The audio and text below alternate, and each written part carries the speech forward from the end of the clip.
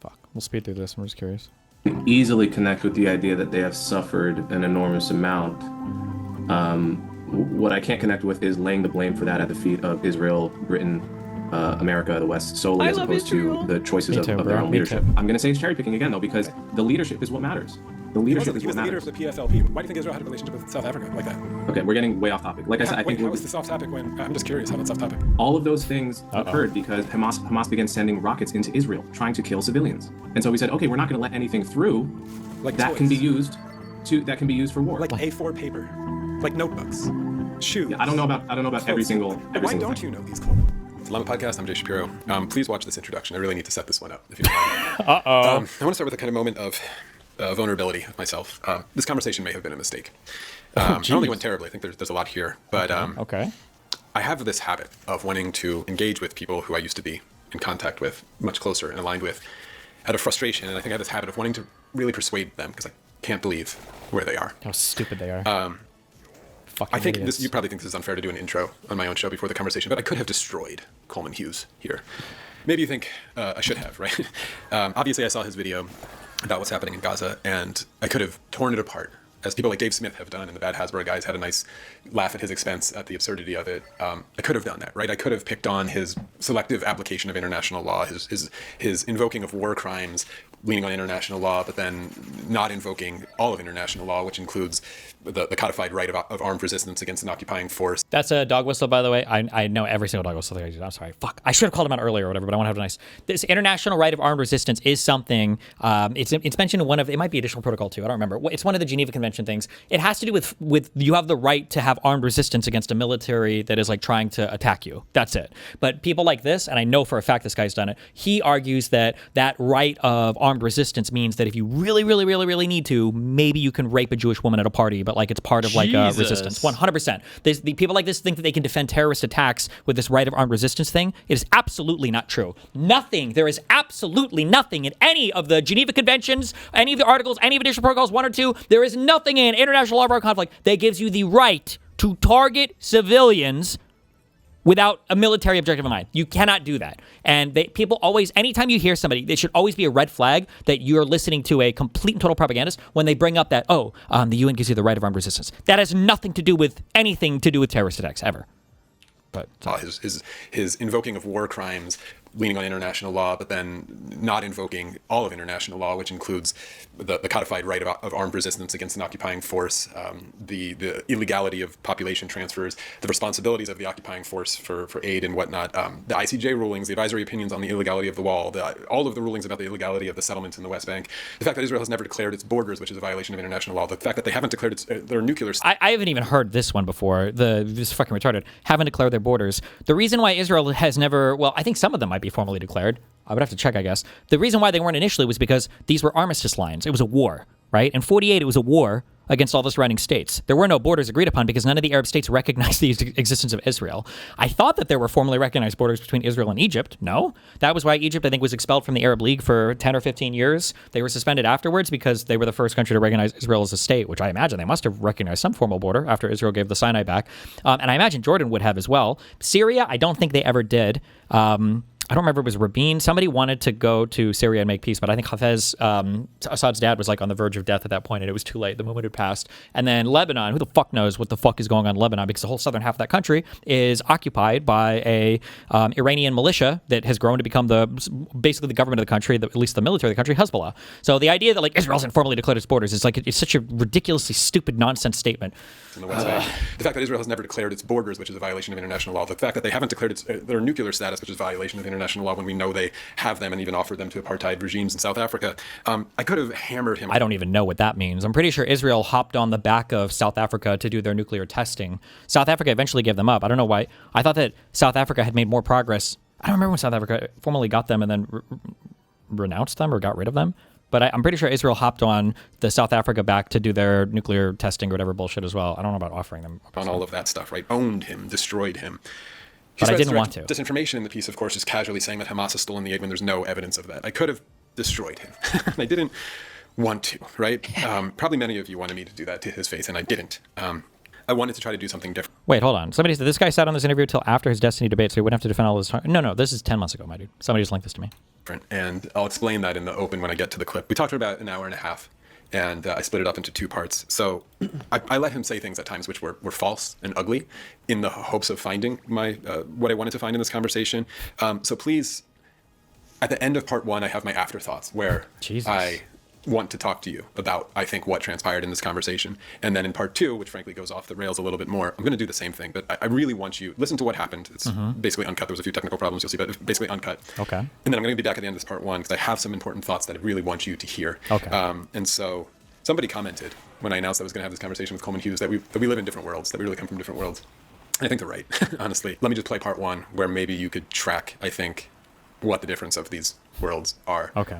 So there you go. Here you go. Part Tell 1 us. with Coleman Hughes. Please stick around for my afterthoughts. I think they're really important. Let's go. My hopes for this conversation, obviously, would be to change your mind, but that's probably not going to happen. I think what, if we're successful, the best that we can do in these kind of engagements is like honestly explore and discover the genuine differences that we have philosophically or psychologically when it comes to something like morally analyzing Palestine and what's happening. And to display that, because there's probably a lot of people who come at the beginning of this video who agree with me or agree with you, and I think if we can present why we, like really deeply, what our differences are, which potentially are sometimes differences of information. Like I do have, so to be fair, I have some research in front of me, but I don't want it to be a research battle, right? Like I think that's usually fruitless.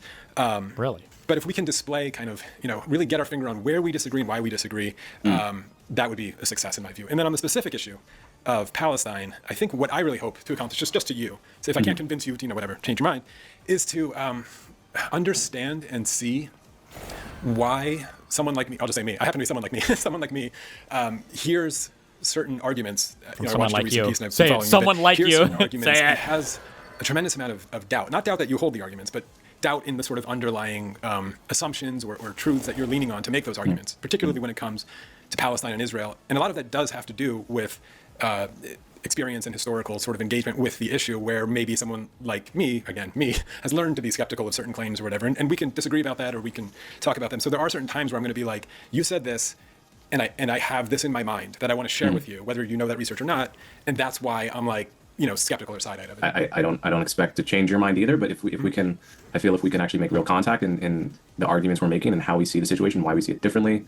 And let me just say, this is the Dilemma podcast, right? So yeah, man. It's a reunion of the co-founders of the Dilemma podcast. Yeah, and in the last one I did, what's funny, I mean, I did mention, when it was audio only, I've gotten, I think, a whole new viewership after I went to video, but when it was audio like an only, anime I did a bunch of moment. amazingly cool shows. And one of them in particular that I told people last time if they wanted to do some homework to check out was The Lessons of Black Panther, which I think has a lot of parallels to what we're going to talk about today, because it's, and now we'll start getting into the arguments, but in general, let's say alliteration. We did that together? Yeah, with Chloe Valdary as well. It's been so long. I think it was during COVID. And 5 years. Yeah.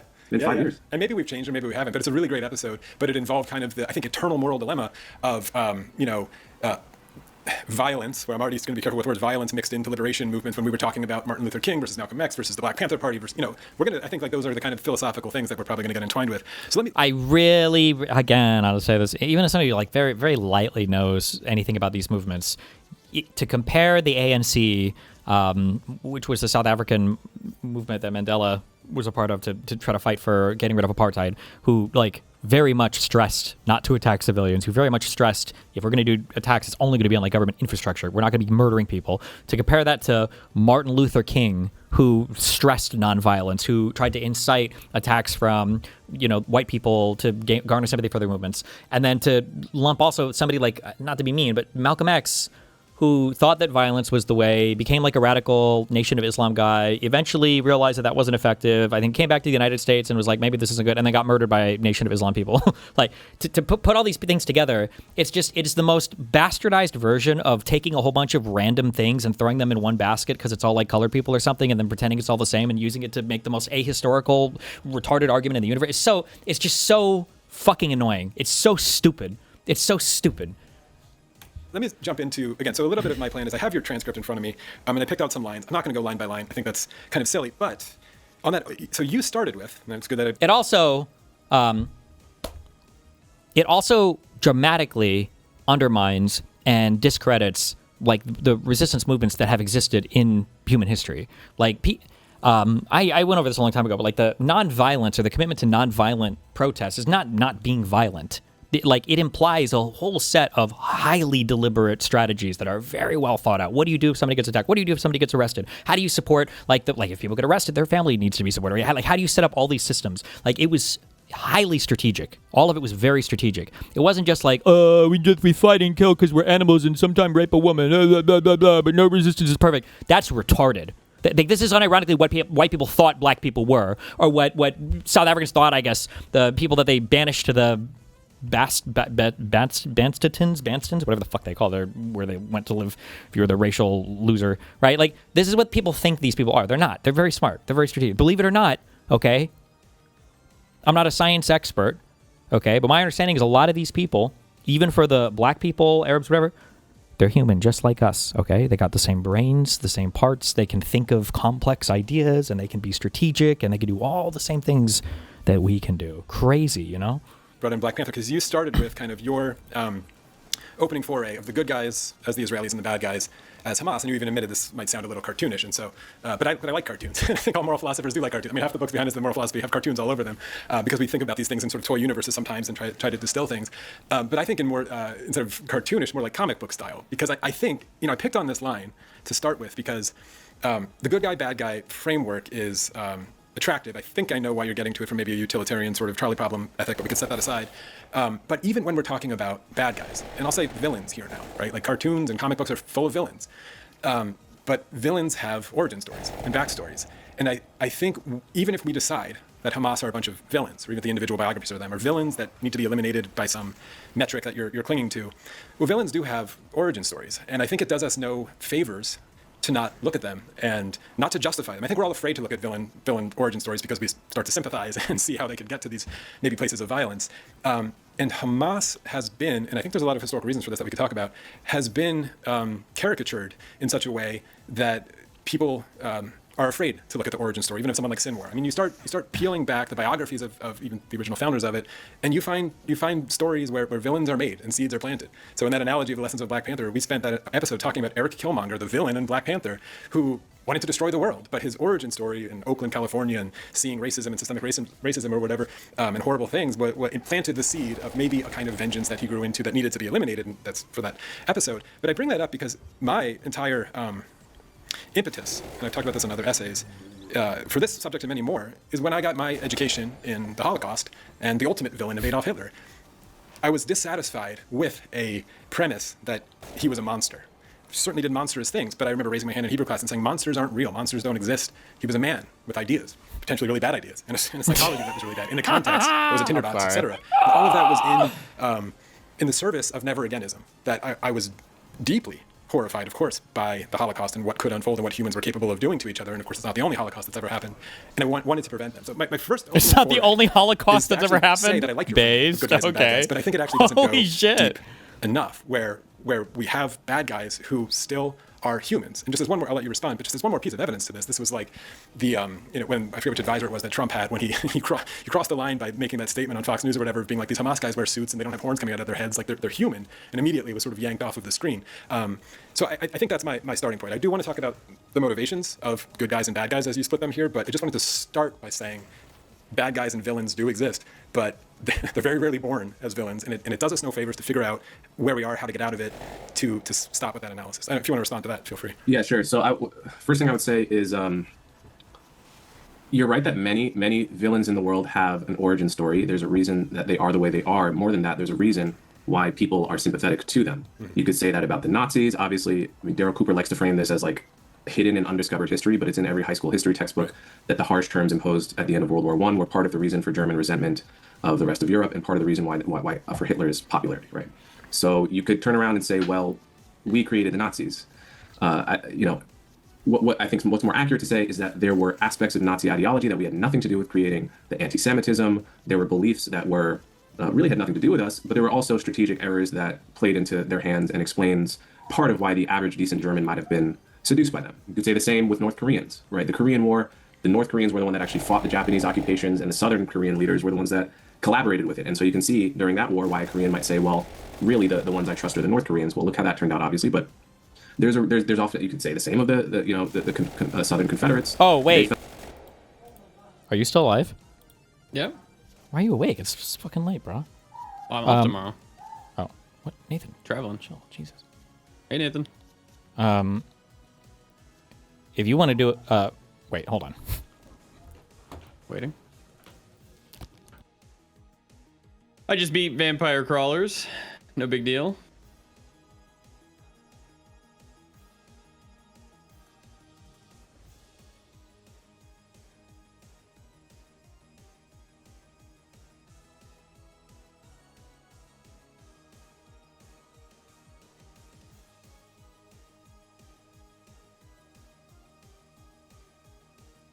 Get snark.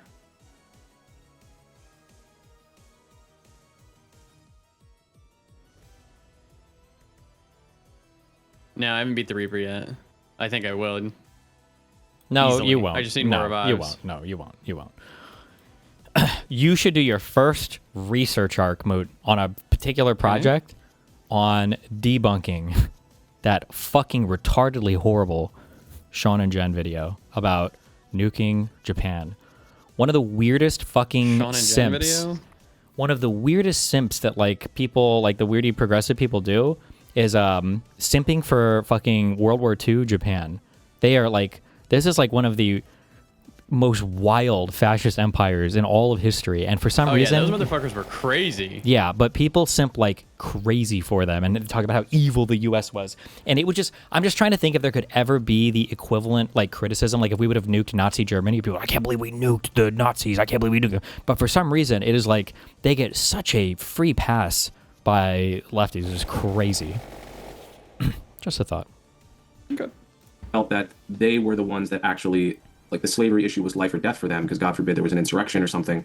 So how dare the Northerners that are not actually implicated in the issue, because there are barely, they have a tiny black population, how dare they tell us what to do with our, and so, but on top of that, it's also true that villains often have beliefs that no one is responsible for other than themselves. Like, it's not true that all people are born good. I think what is true is that people are born into cultures with specific sets of beliefs. In the case of Islamist beliefs, the West is not responsible for the fact that the Quran and Hadith says what it says about Jews and Christians, nor are we responsible for the fact that the ascendant kind of literal reading of Islam that Hamas abides by, which tells them to kill infidels, kill the non-believers, to be very hard on Jews and Christians. We're not responsible for, we didn't create that literature. We didn't fund the distribution of that literature throughout the Muslim world. It does cap out at 1,000%. And so I think it's too simple to say that everyone is like, what I'm hearing you say is like everyone is basically born decent. That may be true psychologically, but some people are born decent, but with ideas that are just incompatible with creating the kind of cultures and places that you and I want to live in, which is why when given the choice, people flee those cultures and move to the kind of places that you and I were lucky enough to be born in. So, by the way, and the last thing you said something about Sinwar.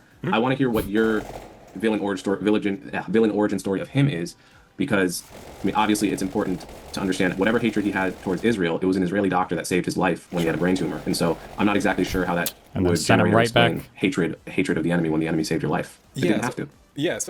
So I think what's underlying a lot of this, I'm gonna go back to this a lot. But what's similar is, of course, in many of them, it's the occupation. I mean, it sounds so simple, but it's the occupation, stupid. It sounds like the economy of like, it is the denial of dignity and the way they have lived. Of course, he was jailed a million times and beat up in prison. The guy also studied Hebrew and learned things in prison to be dedicated to what he would call liberation, you would call something else.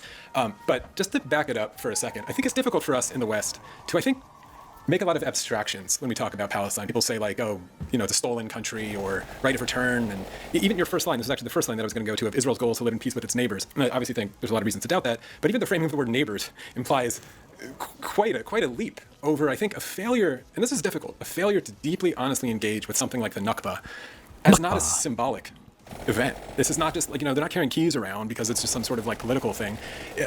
Writing Israel just wants to live in peace with its neighbors implies like they showed up in a neighborhood and just wanted this little piece of land, and then everybody attacked them, and that's just because they all hate Jews and just didn't want them there. And it's just a massive failure to even look at history, right? It starts at 1948, but even if you start in 1948, like I think it's difficult to think of, we're talking about houses here. Like there's quotes and eyewitness reports or whatever, and many historians have collected these from Holocaust victims, right? The most sympathetic people in the world showing up and getting put in an apartment, and there's food still on the stove, or shoes in the hallway that don't fit them, and toys in the backyard that don't belong to them.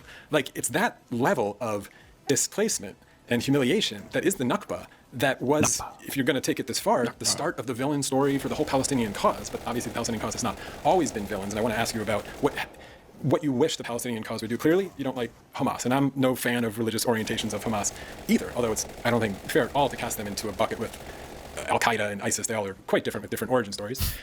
So like my first question for that is, do you think or do you agree that the Palestinian people have suffered a legitimately massive injustice at the hands of the Zionists, but not purely the Zionists, right? The Zionists working in collaboration with the UK and abandoned by Arab countries, et cetera. But have they suffered a pretty massive sort of whack of injustice through the last centuries? Like, have they? I mean, and can you connect with it? I could send you some writing that helps you connect with it, but it's enough.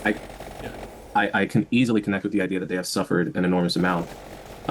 What I can't connect with is laying the blame for that at the feet of Israel, Britain, America, the West, solely, as opposed to the choices of their own leadership. To start a war in 1948, and then for 5 Arab countries to join in that war was a choice.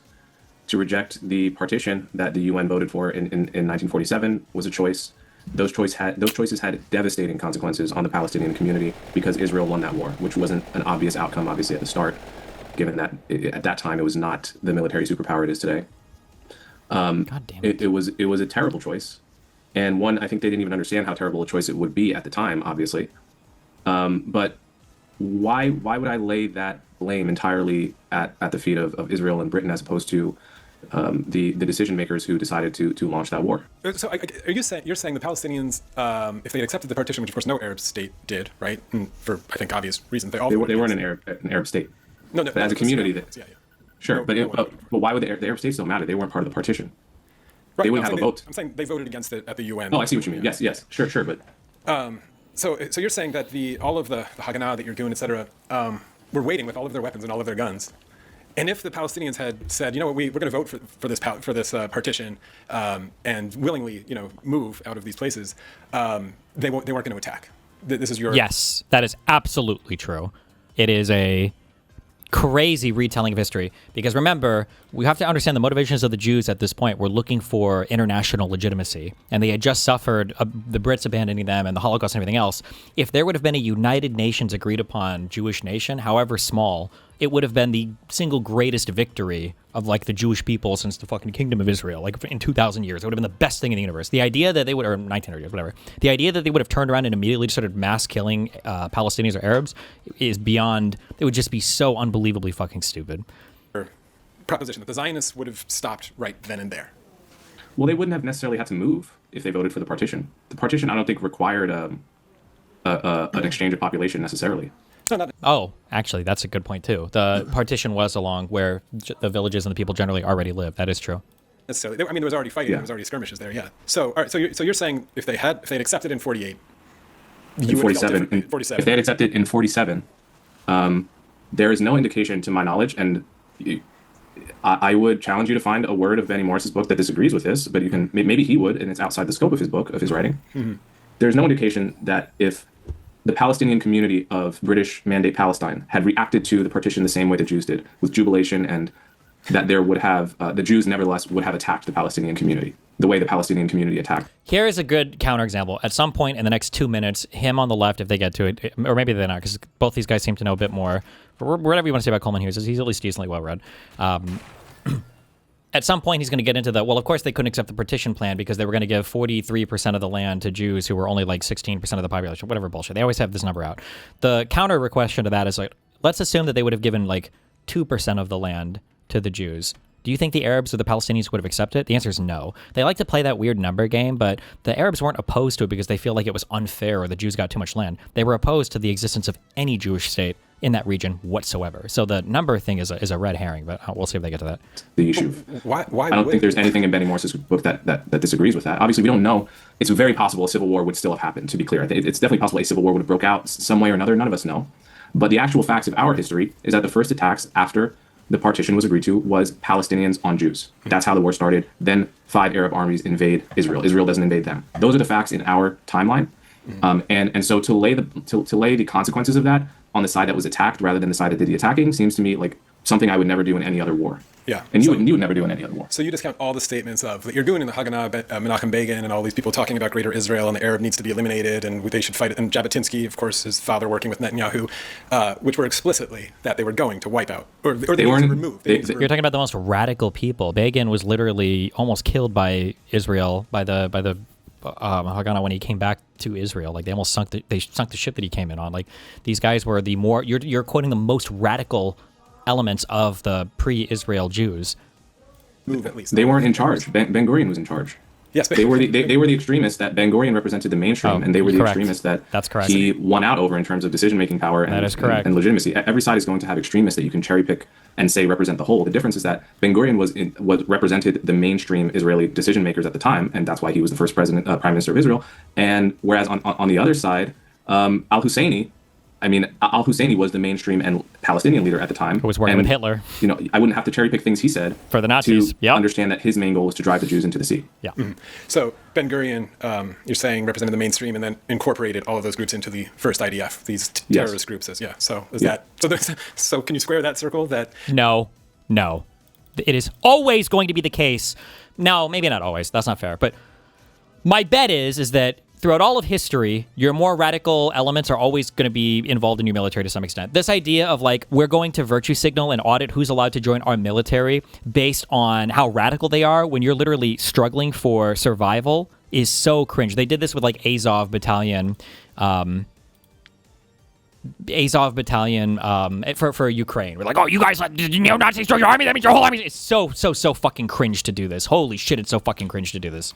First IDF, these terrorist groups. So can you square that circle? That all of these, I guess you would agree, groups that were loudly professing in their actions were in line with removing the Arab, expelling the Arab, killing the Arab, and removing the Arab, who had these militant groups, Ben Gurion incorporating them into the IDF the next day, somehow means Ben Gurion is not in agreement with them or had some different vision for Israel? Well, he wasn't in agreement with them. That's a mainstream historical fact. They were at loggerheads and they submitted to him, and he incorporated them under the banner of the command of the Haganah, which became the IDF. The IDF in Israel. So, they were not in agreement. They were political opponents. And Ben Gurion had more legitimacy and more popularity. That's correct. I don't think I'm saying anything controversial. Nope. So I guess what we're on now is your underlying moral analysis and how you deliberate these questions is about intention, overall intention, right? Yes. And so you're already, I think discerning intention of an individual is difficult, of a group is difficult, of a nation over time is even more difficult. So I keep wanting to pick your brain about. It's not. It's only discerning intention is only difficult if you don't actually study any of the history. And this guy knows enough because this guy did know. The reason why I didn't think his position was going to be as crazy is because he did seem to have a much better command of the history than any other person I've talked to on the pro-Pally side, or most of them, at least on the pro-Pally side. But you can how can you say you can never discern intention or motivation? How do nation states operate? We have to operate with some level of understanding of the intent. Like, do we think Canada is going to invade us? Probably not.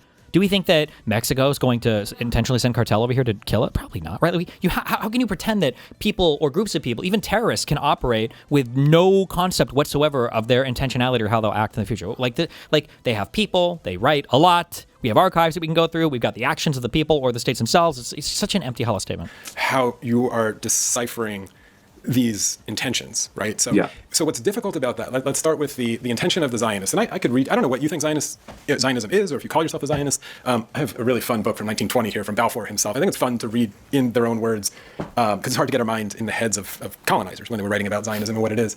But the intentions of the early Zionists, I don't know if you think this has changed. You're saying in 1947, it was be thrilled that they got a UN partition, which was far less than they were saying they wanted, and they were armed. But they would have stopped there if that was it. They would have been happy with that. Dayenu, it's a Hebrew word for would have been enough.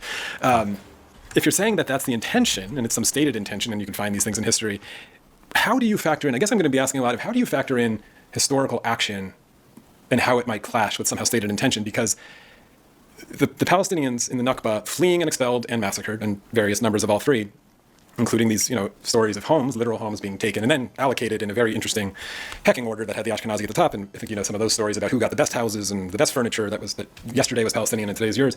And then, enacted these laws, these absentee laws, within a year to just confiscate the house and take over the house. I think any historian looking at that, within 2 years of intention action, might put some pressure on: is this an expansionist policy? Is this a policy that's interested in peaceful coexistence at all, or was maybe an underlying intention, or we can say a competing intention, which maybe somehow won out? I think you'll make this argument a lot. Kind of won the day of like, well, we just have to take this land and this land and this land and this land more and more, while actively trying to import Jews, especially in Morocco, who had no interest in coming, and trying to make it uncomfortable for them to increase their numbers and achieve this 80% majority as Ben Gurion dreamed. So I'm just curious how, like, 1950 absentee law, 1947, you're saying some sort of benign coexist with your neighbor's intention. How do you think they put pressure on each other at all? No, I think if you look at the big picture, the Yishuv accepts the partition in 1947. Certainly, some of them hope that they can get the whole of the land, but they accept what they're given. The Palestinian community rejects it because they want the whole land. Everything. Correct. Right there, that's a big picture difference in the average intention of the community. One side starts a war. Every other surrounding country, and by the way, several Arab countries increased the size of their countries as a result of the 1948 war, right? They took land from what would have been the Palestinian state for 20 years. They expanded. Yep. And they expanded in a war that they launched offensively. Israel expanded in a war that it didn't launch, right? So it's not uncommon for a country to hold territory in a defensive war, but if it wanted that territory, at least colorably, like, you would expect them to launch offensive wars, right? If that's really the core intention of the project. The reason Israel holds the West Bank is because Jordan invaded Israel, not because Israel invaded Jordan. If Jordan, they told the king of Jordan, do not join this war between us and Israel. We have no designs on the West Bank. Stay out of it. And the king of Jordan made the decision, which was a difficult decision for him. And you read his memoir, he really weighed it, and he was under enormous pressure to be an ally to the Arabs. But ultimately, he made the decision to invade. Absent that, Israel doesn't hold the West Bank. 1967, Israel struck first, right? Egypt. I'm talking about Jordan. That's the most primitive. It is literally the most primitive analysis of the world to say that they struck first. Like, technically they did, but like, Egypt had already done everything that it needed to assume like what to the Israelis looked like a military posture, right? The whole thing that had started the war prior that they'd fought was them taking over the Suez Canal and making it so that Israeli ships or whatever the fuck, or they would restrict who could go through and whatnot, and closing off there's another strait, the Strait of Tiran or whatever, to the south of Eilat, I think is the name of the city of the south of Negev or whatever. And Egypt there were UN peacekeeping forces there. Egypt kicked them all out. They deployed a military deployment all across the Sinai. When Coleman Hughes talks about how the Jordanian king was under a lot of pressure, he was, but it's because the Arabs were constantly playing this game of chicken with themselves, with the Israelis, where they were like shitting on each other. What, you're letting Israel exist here, like your Fedayeen are getting killed and you're not doing shit. And then the Jordanians, the king would goad on Nasser, and Nasser would goad on the king of Jordan, and they would just go back and forth until Nasser talked so much shit his shit got hit, and then Israel fucked them up. But they were like, the posture they had assumed from the Israeli perspective looked like incredibly aggressive. They were deploying the military across the Sinai, and they had kicked out all the UN peacekeeping forces. So I mean, like, what to say that like Israel struck first is like strictly true, but it's also kind of dumb, and I don't know. That Israel doesn't hold the West Bank. 1967, Israel struck first, right? Egypt. I'm talking about Jordan.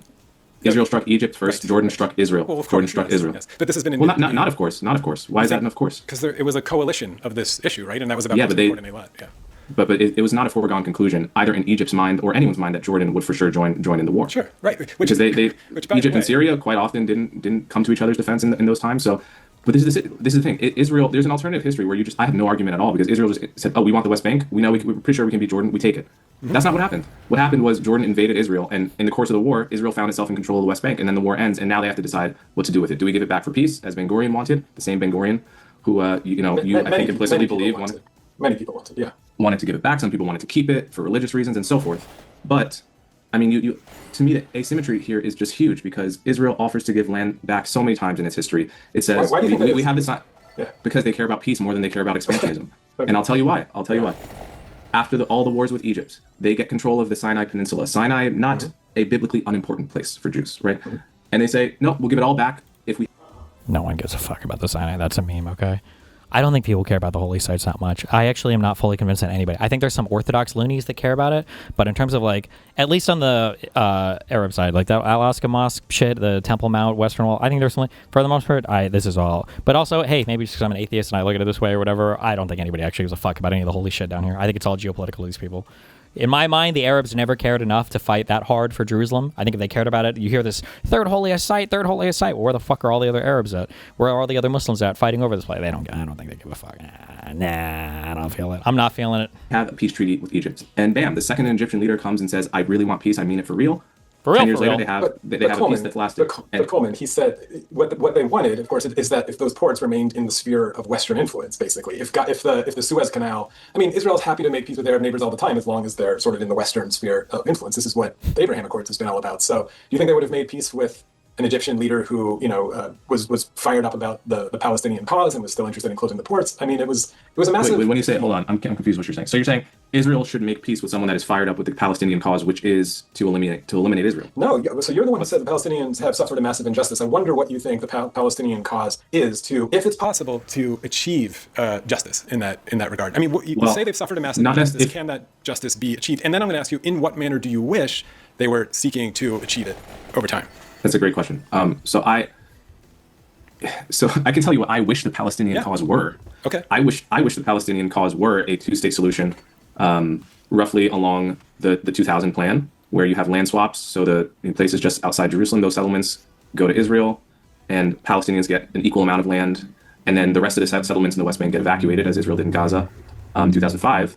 And then they live peacefully as neighbors, and made probably Israel and America give a ton of financial aid and infrastructure so that the West Bank and Gaza can be built up and become like, if not Dubai, then really just become wealthy and prosperous. And I wish that were the Palestinian cause. Mm-hmm. But just because I wish that were the Palestinian cause, that doesn't mean that that's what most Palestinians believe the Palestinian cause is. Because the slogan is "From the river to the sea." From the river to the sea represents a totally different goal, which is that all of what was British Mandate Palestine be one state under the control of Palestinian leadership, in which case the Jews would be slaughtered or expelled or made refugees or maybe whatever Hamas intends for them.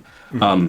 So that's a goal that I think I don't think that's an ethical solution to the problem, and I can't support it. And I don't think Israel can, as a democracy, at minimum, an Israeli leader with a fiduciary responsibility to his voters cannot make a deal with a party who has that goal.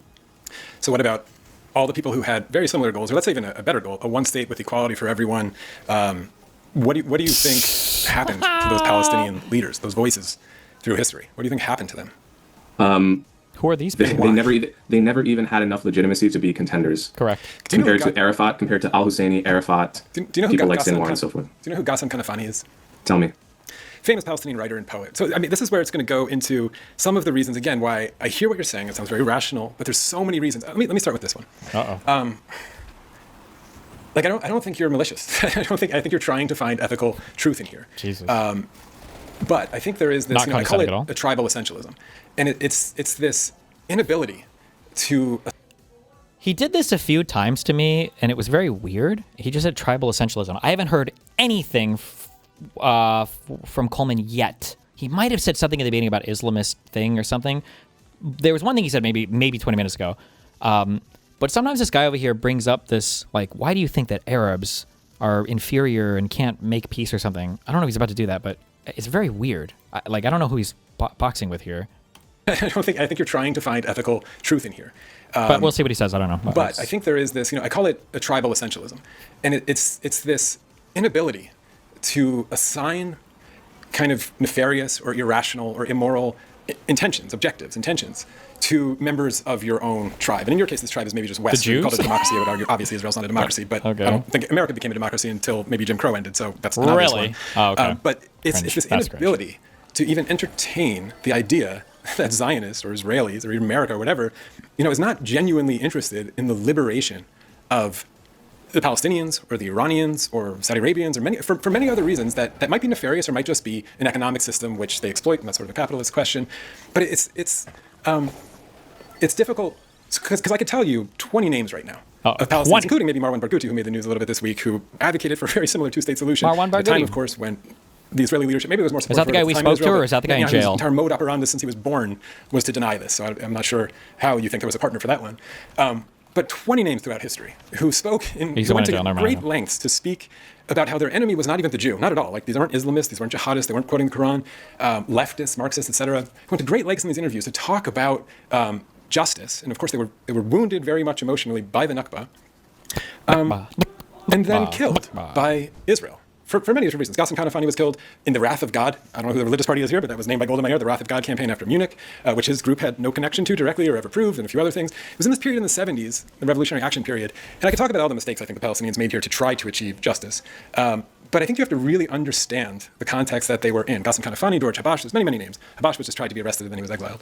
Kanafani also, you should listen to, wrote one of the most beautiful pieces ever called Letter from Gaza. I'll link to it in the description, but you should watch it after this. It's an amazing writer, 20 minutes. Wrote it in 1955. I think that gets to the heart of when you say the Palestinian cause and what you wish it was, and I know you didn't include kind of right of return and maybe a more correct spiritual or esoteric longing for dignity of like a great harm was done to us and it needs to be repaired somehow. And that's the complicated part. What do we do now? He was an amazing writer at this. And he wrote this letter from Gaza about this that I think hits home and would help people who struggle with it connect with what this means bro, at a you're really, struggling, really deep bro. level. But when I haven't even told, the direct argument is basically that Israel's actions, no matter what they kind of say, and obviously I could cherry pick as you're saying, but pretty soon when you have a wheelbarrow full of cherries, it's not just cherry picking anymore. You have to contend with this massive amount of cherries in your lap.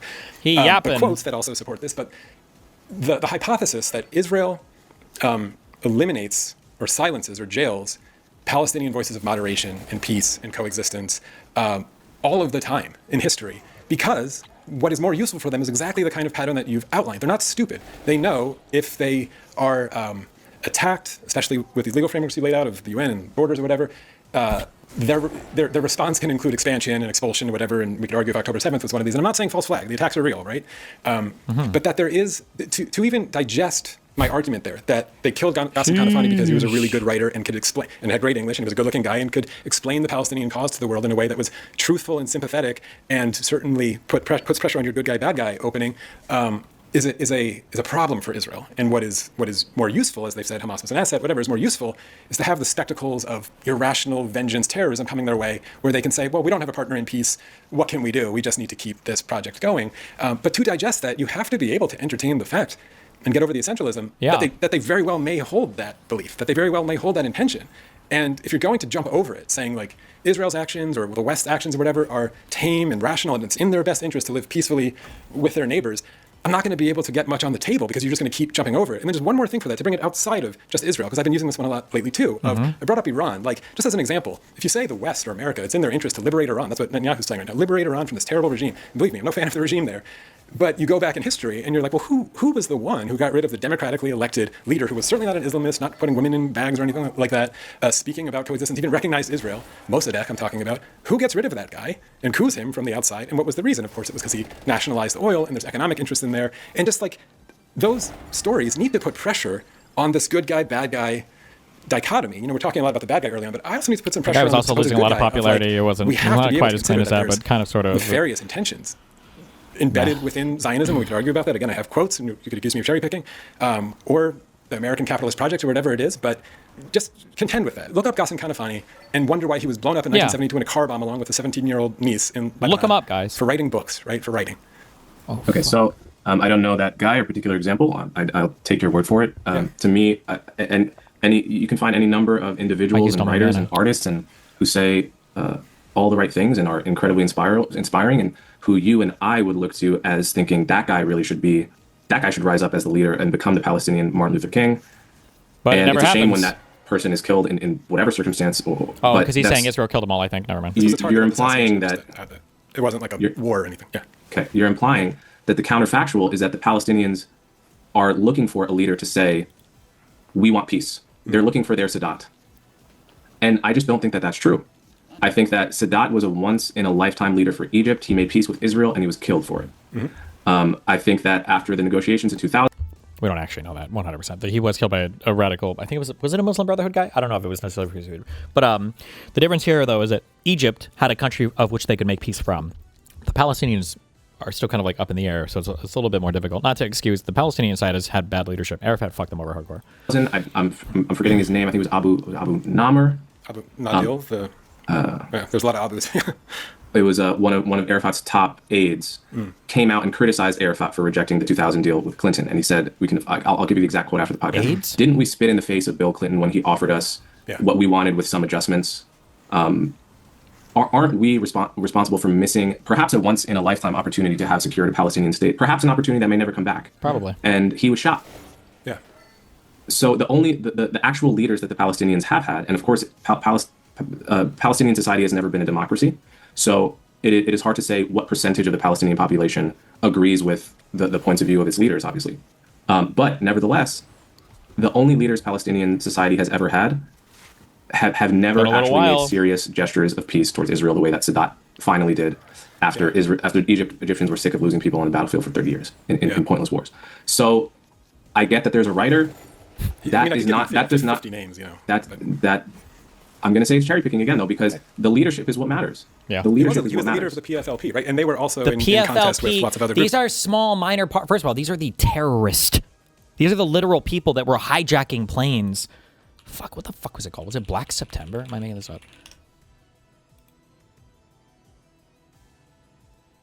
No.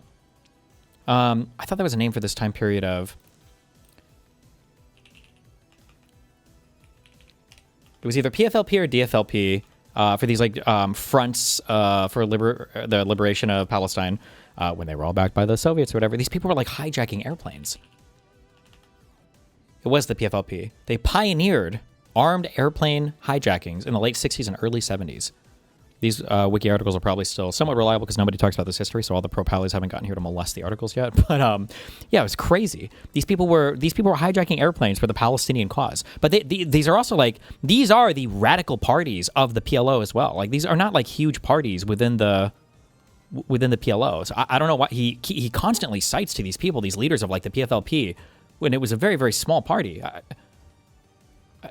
Yeah, I don't know.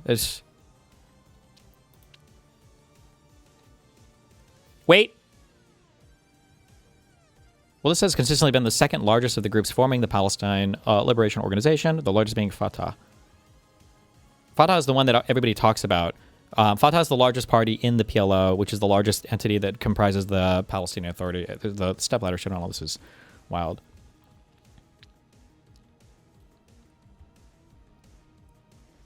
Maybe they were a little bit larger back in the day. It's consistently been the second largest of the groups. Oh, forming the PLO.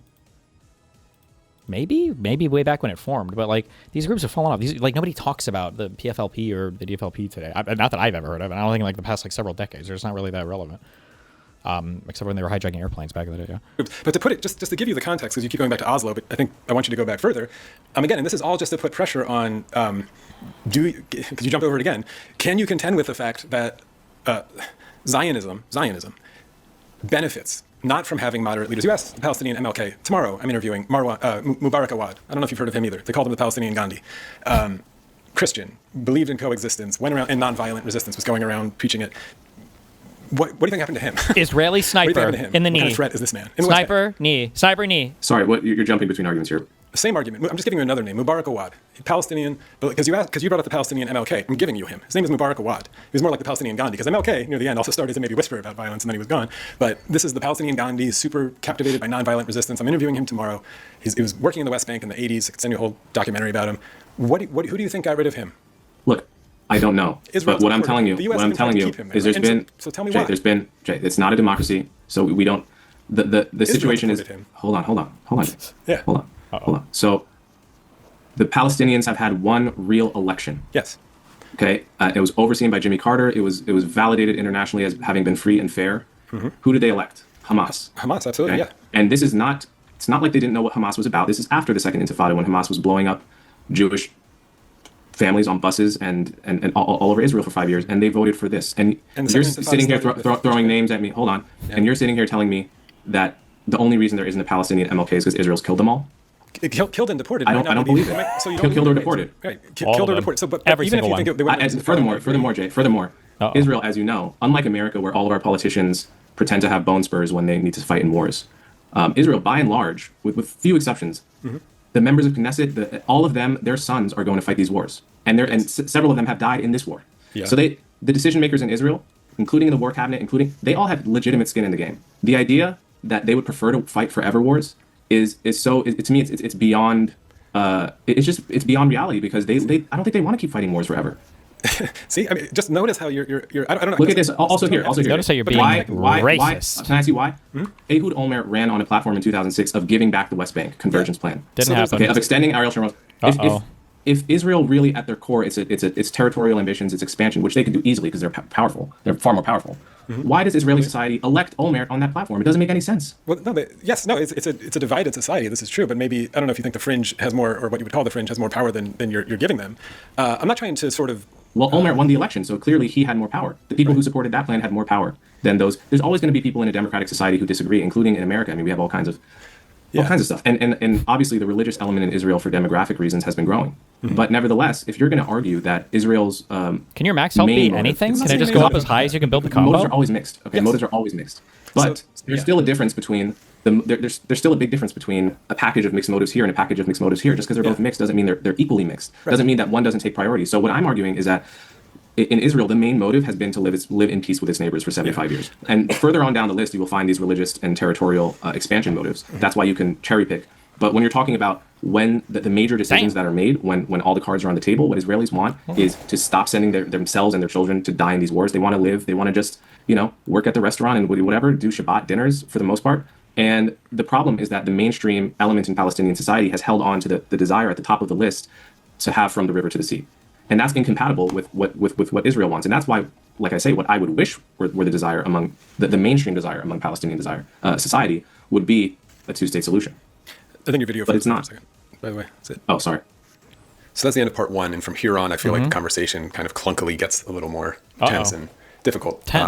But I want to start by this point that we're on now that he just laid out is the point of difference, the major point of difference. Okay. I want to start by pointing to it. I mean, just how crazy, sorry, Coleman, stupid the point is about 1947 and how the Zionists and this new Israeli state cheered in jubilation, and the Palestinians were pissed and Arab states declared war. He said stupid. A choice they really made. They could have done different. Once you start there, once you start with that analysis right there, it's over. Everything after that is going to be able to be framed as the Palestinians are unreasonable and just want the whole thing. And, exactly. They're just violent and they just always hate the Jews and everything after that point will be Israel and the Zionist faction acting as in defense in reaction to this unreasonableness. But it's so stupid. True. Just think for a second of, let's first look at the Zionists and why they cheered and were in jubilation. The Zionist cause, which is about establishing a Jewish state, not anywhere, there, in the land of Palestine, establishing a Jewish state, reclaiming it in their mind after 2,000 years of exile and diaspora. That was the day that it was rubber stamped by this new international body in Europe, which was still full of colonizers, by the way, in 1947, including the British, of course, who were instrumental at creating the conditions there. That was the day it was rubber stamped, that the dream started to be coming true officially. Finally. So, of course, they celebrate in whatever capacity, right? Like that was the dream starting its day, and they celebrate. But from the Palestinian, who had a nation, right? Not a state that wasn't codified because they were colonized, but had a nation with movie theaters and life and commerce and a newspaper, many, many newspapers, of course, and theaters and a life. They were Palestinians with a nation, had been for the previous decades, seeing it whittled away violently by the British, who had happened to be in that international body with just rubber. Okay, I'm not trying to be I'm not a retard, and I know that there's electricity in the Middle East and everything, okay? I'm not crazy. But in the 1940s, did they really have theaters and stuff in Jerusalem? Was that... Can anybody link me that? Is that true? Because that seems like my inner Israeli Jews in chat. I don't know if any are here. The Israeli Jews, they have a picture they love. The largest... Is it Tel Aviv? Or am I thinking of Haifa? What used to be called the Jaffa port or whatever, and now it's called, what is it today? Nathan is way too fucking loud. Hold on one second.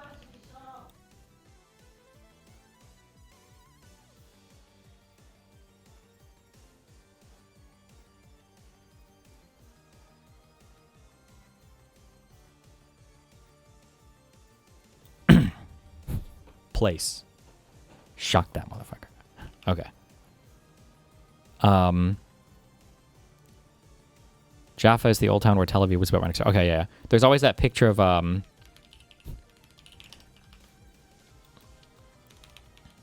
Jaffa Jew picture. I don't think it was quite as unbuilt as they claim. Wait, was it not Jaffa? Was it a different port city? No, it was Jaffa, right? Fuck me. There's this really famous picture of a bunch of Jews standing on like on a hill with nothing because they were like, oh, we built up look at the place we built.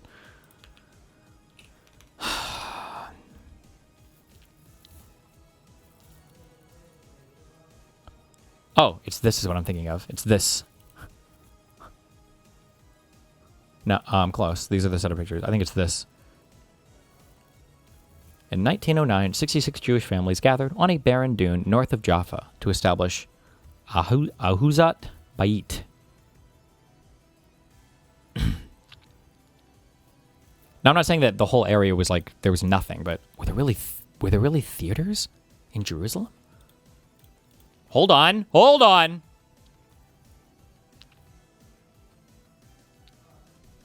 Oh, actually, hold on. I'm being a little retarded. A theater doesn't have to be like a movie theater, right? It could also just be like the place where you go to see like plays and stuff. It can be like a theater.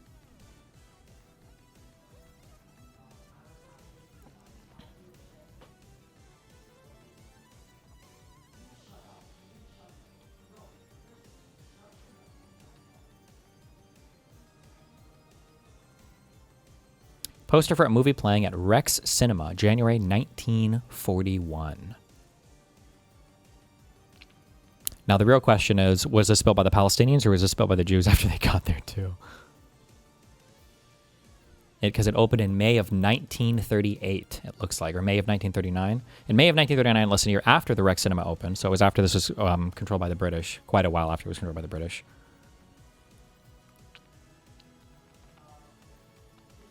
Aw, look at the ordinary suspects, up to no good. On May 29th, Irgun members slipped into the cinema before the screening of the movie Tarzan. They proceeded to booby-trap the theater with explosives concealed within an ordinary-looking coat, as well as bombs hidden in boxes of candy. At 8:30 p.m., the explosives went off just as the famous MGM line roared to signal the beginning of the film. Jesus Christ. At 8:30 p.m., they went off, blah, blah, blah. The frightened crowd fled the theater, only to find that the Irgun had set another trap for them. Members of the Jewish underground waiting nearby in Mamila's Muslim cemetery opened fire at the people attempting to flee. 5 Arabs were killed and 18 others were wounded. 6 British, 10 Arabs, and 2 Jews. Sheesh.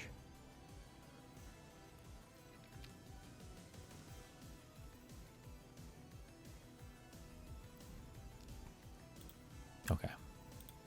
We learned something today. Whittled away violently by the British, who had happened to be in that international body which just rubber-stamped this project, along, of course, in collaboration with Zionists who had been violently massacring and clashing with them. Where are my cards? You've seen this thing happen on your land, and the day that it's, again, rubber-stamped, being like, oh, okay, we'll pause it here, right? This is our new plan by the people who had literally been aiding and abetting the people who were taking it from you and lying to you for decades. You want them to celebrate? You want them to shrug and be like, I guess that's it. You want them to be jubilant about, like, oh, we got this. No, they were in the process of losing something on that day, and it was an edict from above, whereas the Zionists got something. So, starting there with genuine Nakba denial that you'll hear from Coleman is really a problem. And Coleman, it's clear to me, has read one book by Benny Morris, a deeply neoconservative historian, and digested a decade of the dishonest argumentation and analysis from someone like Sam Harris, whose analysis stops at the close horizon of his own massive fears and anxieties. And this is what he's laying on top of the project. And he doesn't know, as I was hoping to do, and I will do more in the second part, to give him more things that are in my head, our heads, who know the patterns here, and why we have this kind of caution. So, my initial hope of helping Coleman understand what's in my mind, or many people like us, what's in our minds when we see Israel's behavior and why we assess it the way we do, I think was fairly unsuccessful. He calls all of them cherry picking. My mind's just full of a bunch of cherries from Israel's behavior, apparently. One of those cherries in my mind that I keep bringing up is Ghassan kind of funny. Coleman doesn't know and didn't know, and I think he should ask himself why. But I want you to do me a favor, and before you watch part 2, Ghassan Kanafani was a beautiful writer and poet and leader of the PFLP, as I mentioned, which was a leftist, Marxist, revolutionary group working in the late 60s and early 70s before he was assassinated. To hijack airplanes and do terrorist attacks all over the world. Hijacking airplanes all over the world, by the way. He wrote a piece in 1955. Who was involved, actually? I think this might have just been the PLO in general. I don't know if there was a...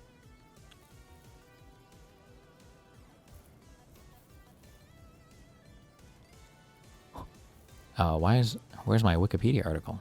That's pretty far down. Uh-oh.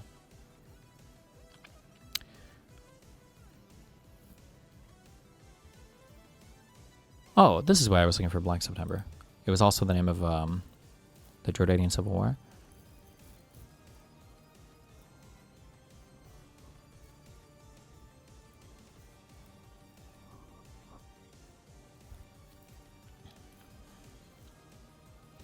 The group's name is derived from the Black September conflict from 70 to 71, also known as the Jordanian Civil War, which began on September 16, 1970, when King Hussein of Jordan declared military rule in response to the Dawson's field hijackings by the Popular Front for the Liberation of Palestine. The BSO began as a small cell of Fatah men determined to take revenge upon King Hussein and the Jordanian armed forces. Recruits from the PFLP, Asaika, and other groups joined.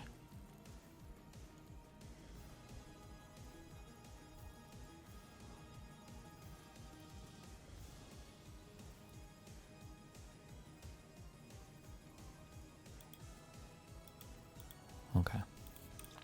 Called Letter from Gaza. And I'm going to link to a video in the description and in the first comment that, like, I'm really asking you. It takes 20 minutes to listen to a beautiful, beautiful reading of it that I think needs to be heard, about trying to just make contact with what the Palestinian cause is, which is difficult sometimes to put your finger on.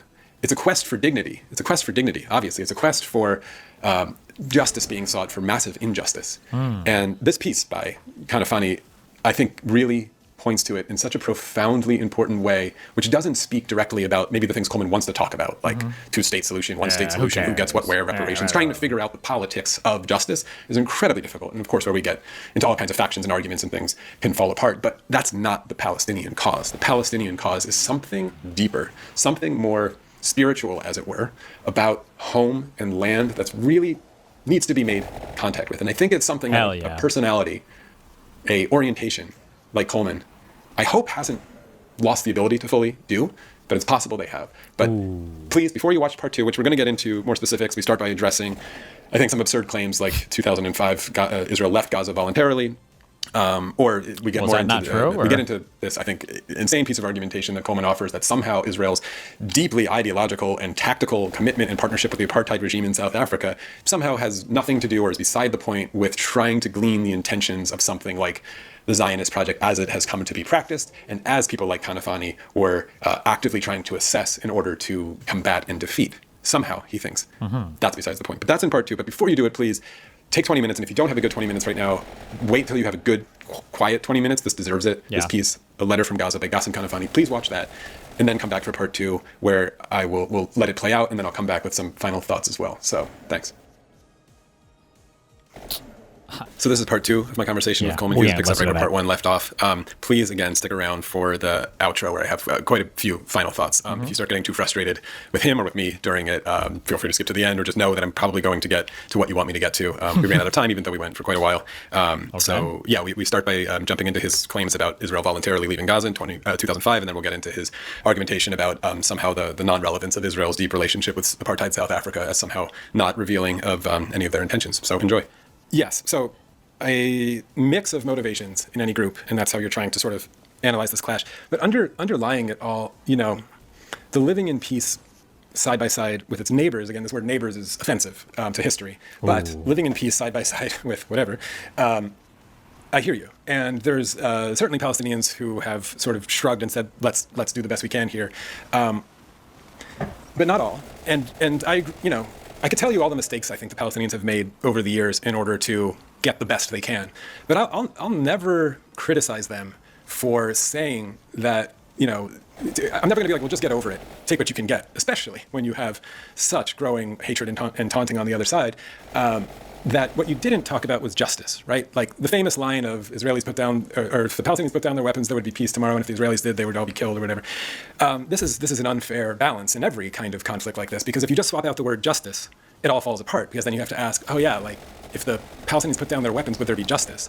And that's where, I think you're saying, you agree that they've suffered a massive injustice. You wish that they would shrug, get the best kind of deal they could, and build Dubai on this land or whatever, which again, I think dismisses a genuinely difficult thing to contend with of a sentimental attachment to land and to home that I'll just leave out there. The Nakba is no joke. But it is, I think here's a philosophical difference between us. I don't think peace is something you aim for directly. I think peace is really cheap. I think peace is an emergent property of the conditions of justice being sought after, if not met, because I think they're probably impossible to ever fully meet. And what does justice mean for the Palestinian cause? And that's what I think the Palestinian cause is. You're kind of skipping it to the Palestinian objective, and you're trying to come up with a political solution.